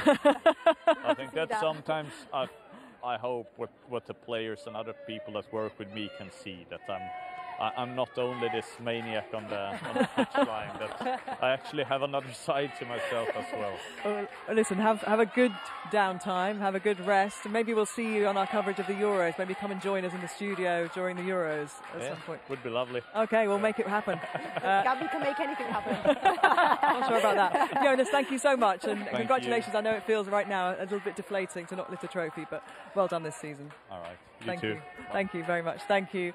Well, almost didn't want to bring these pictures in while Jonas was there, but these are the scenes at Kingsmeadow. I didn't want to rub salt into the wound, Farah and Nora, but they are the scenes at Kingsmeadow, and it was almost a trip up for Emma Hayes. She's had very few of those this season, hasn't she? With the Continental Cup already in their hands, they now add the Women's Super League title, a third in a row. Chelsea with a cup final, an FA Cup final next week at Wembley to come. It could be another treble. Yeah, I mean, it could be. Look, fantastic. And you've seen the fans there in the initial shot, and those Chelsea fans for these players, home and away, have stood out above any other team within our league. They've been fantastic. You know, they've shown fantastic support. You've heard Emma and the players speak about how important they are in moments when it's been difficult for Chelsea. And then you just see Emma there, nearly getting tackled, but manages to stay on her feet and celebrate. It's fantastic scenes there at Kingsmeadow. There's nothing more special than winning the league on the last day of the season at home in front of your home fans. It's just like tick, tick, tick, tick, tick. Yeah. I'm sure they'll have a very interesting night ahead. Katie Longhurst just had a little crawl through the studio there. She could have gone round the back, but it's absolutely fine. It's one of those days, isn't it? The final day of the season, anything goes. Anything goes. Okay, we're going to head back over to Kingsmeadow because it is time for Chelsea to lift the trophy, and Robin Cowan is watching on for us. Well, Chelsea, the triumphant squad, receiving their winners' medals. They're introduced onto the Kingsmeadow pitch one by one. Emma Hayes will be keen to emphasise that the whole squad have played their part. Millie Bright, who has started every single game this season. 38, one more to go next weekend at the FA Cup final. And they make it a domestic double against Manchester City. They were made to work this afternoon against Manchester United. Jess Carter, understandably, a little bit more subdued after working so hard. Taking her time, receiving the congratulations of the Chelsea coaching staff. A real breakthrough season for her. Consistent performer at the heart of that Chelsea defence. Maren the Elder,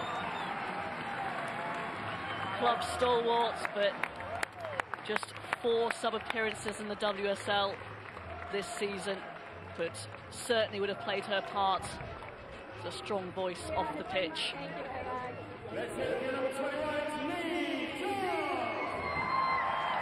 Charles, second season and the second WSL title for the former Liverpool player. They are really soaking this up, the Chelsea players. Jonna Andersson, who is leaving at the end of her contract this season, but is leaving with another winner's medal. One of 3 players who played their final game at home for Chelsea. Alsu Abdelina, January signing. I'm sure we'll see a lot more of her next season. Russian international.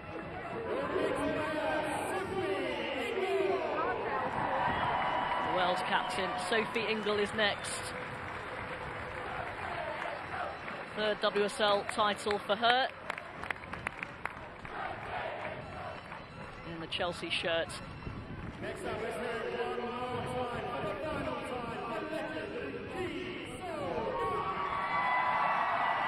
The biggest cheer so far. Final glimpse at Kings Meadow of one of the greatest players the WSL has ever seen. Ji So-yeon, who will return to her native South Korea at the end of the season. She has been there. She has won every single trophy that Chelsea have been involved with. Incredible performer for Emma Hayes. Gura Wrighton, who scored 7 WSL goals, the 3rd for Chelsea this afternoon, her best return of a season. She's more than played her part. Jessie Fleming, another standout performer. An Olympic gold last summer for the Canadian international. WSL title to go with that this season. Erin Cuthbert, who has so often been the decisive player when Chelsea have struggled. She has stepped up, nearly forgets her medal. So desperate to get on that stage. The superstar Pernilla Harder.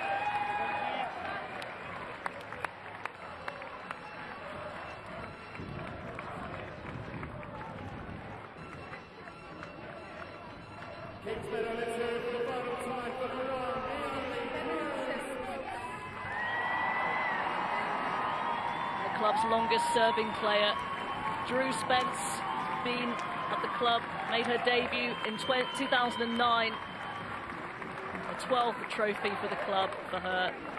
I'm sure an emotional moment as she waves goodbye to the Kings Meadow crowd.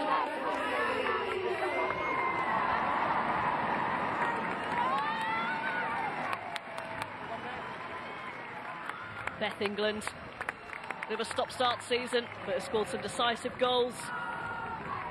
7 the last 8 in the run-in in the WSL.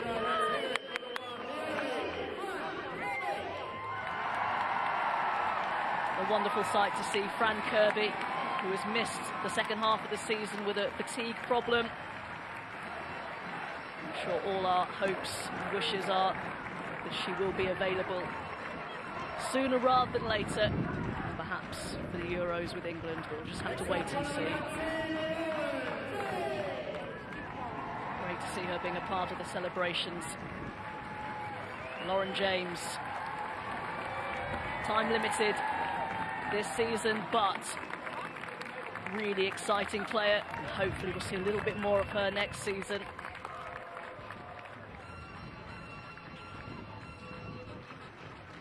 Let's hear it for number 20 and your golden boot winner. Party's getting started now. Here's Sam Kerr, another golden boot for the Australian, and she's run straight past her medal. Maybe too much juice already for Sam Kerr. Another 2 goals today. She's dragged Chelsea to another title after a difficult afternoon, and here is the captain taking the plaudits. Magdalena Eriksson on and off the pitch, such an influence.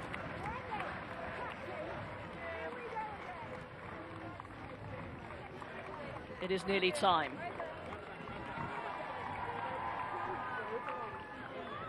Trophy is handed to the captain, Magdalena Eriksson. And so, for the 3rd time in a row, and the 5th time in their history, Chelsea are WSL champions.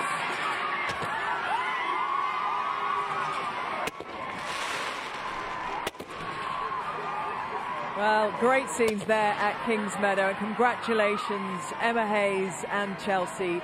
3rd in a row, an incredible run they've had in the last few years, and in spite of the best efforts of Arsenal through the last couple of months and here today, they couldn't be stopped. The juggernaut that is blue and yellow, Farrah Williams, and I know it's secretly you're in the blue camp today.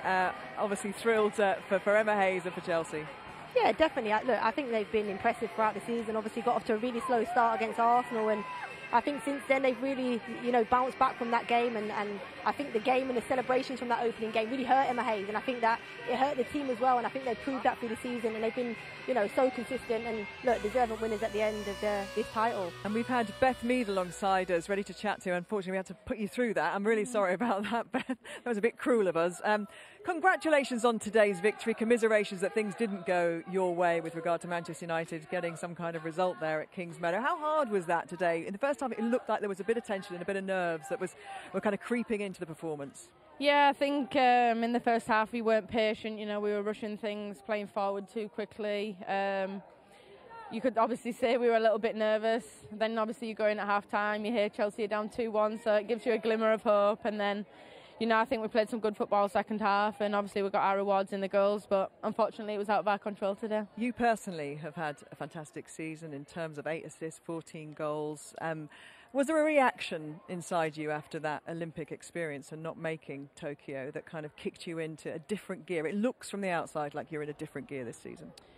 Yeah, I mean, I've said a lot throughout the season. I think I've just been, playing more freely. Obviously, it was a big disappointment for me not going away in the summer. And, yeah, I've channeled that into my game this season and I've really enjoyed it. Hopefully that showed. But, yeah, it was a frustrating time for me and I just wanted to, come out this season and show what I'm all about as a player. And that frustration obviously then goes into an England and a domestic season with new managers at the helm, new relationships. And I guess there's certain points in your career where you really need that refresh. Does it feel a bit like that? You've had different bits of information coming in, different styles of management coming in. Yeah, I think the change of probably managers at international and club level is probably perfect timing for me after the disappointment. I mean, my style of play suits what Jonas wants from me, and I think that's helped my game this season. And same with Serena.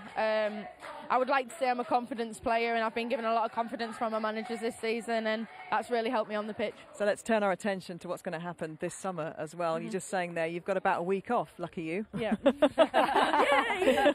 Yeah, I mean, we get a week. I mean, we take the time, and obviously then we've got to switch back onto the Euros.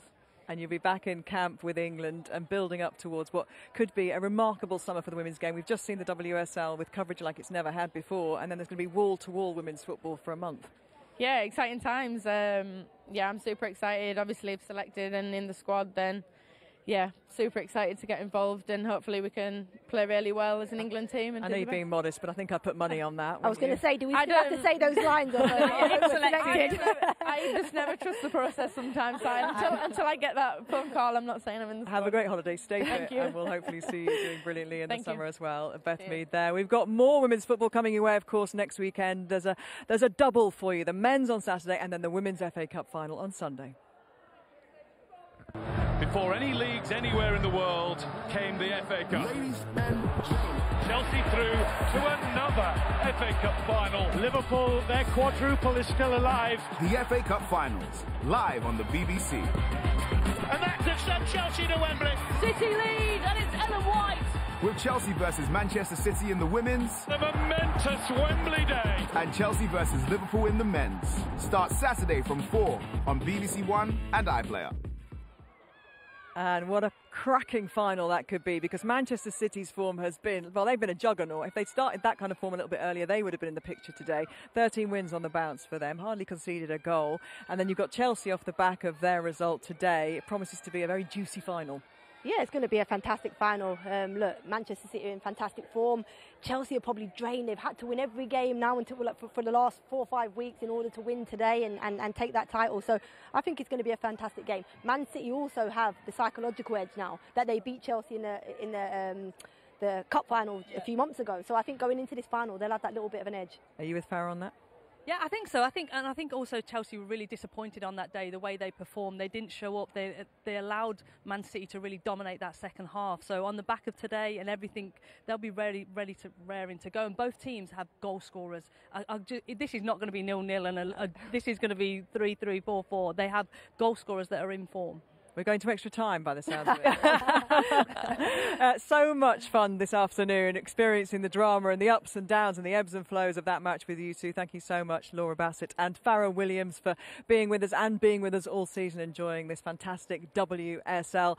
Well, we started the day with a point between them, didn't we? With Arsenal just chasing Chelsea, hoping for a small miracle from Kingsmeadow. Manchester United were chasing wins themselves to try and get a Champions League place. In the end, it didn't happen. A win here for Arsenal, but overall it is Chelsea who lift the trophy and are WSL champions once again.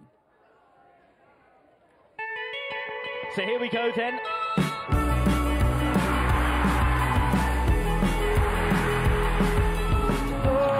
Absolutely spectacular! Blackstenius just on and scored! That may be the one that tips the balance in Chelsea's favour. Cassie 2-0. She looks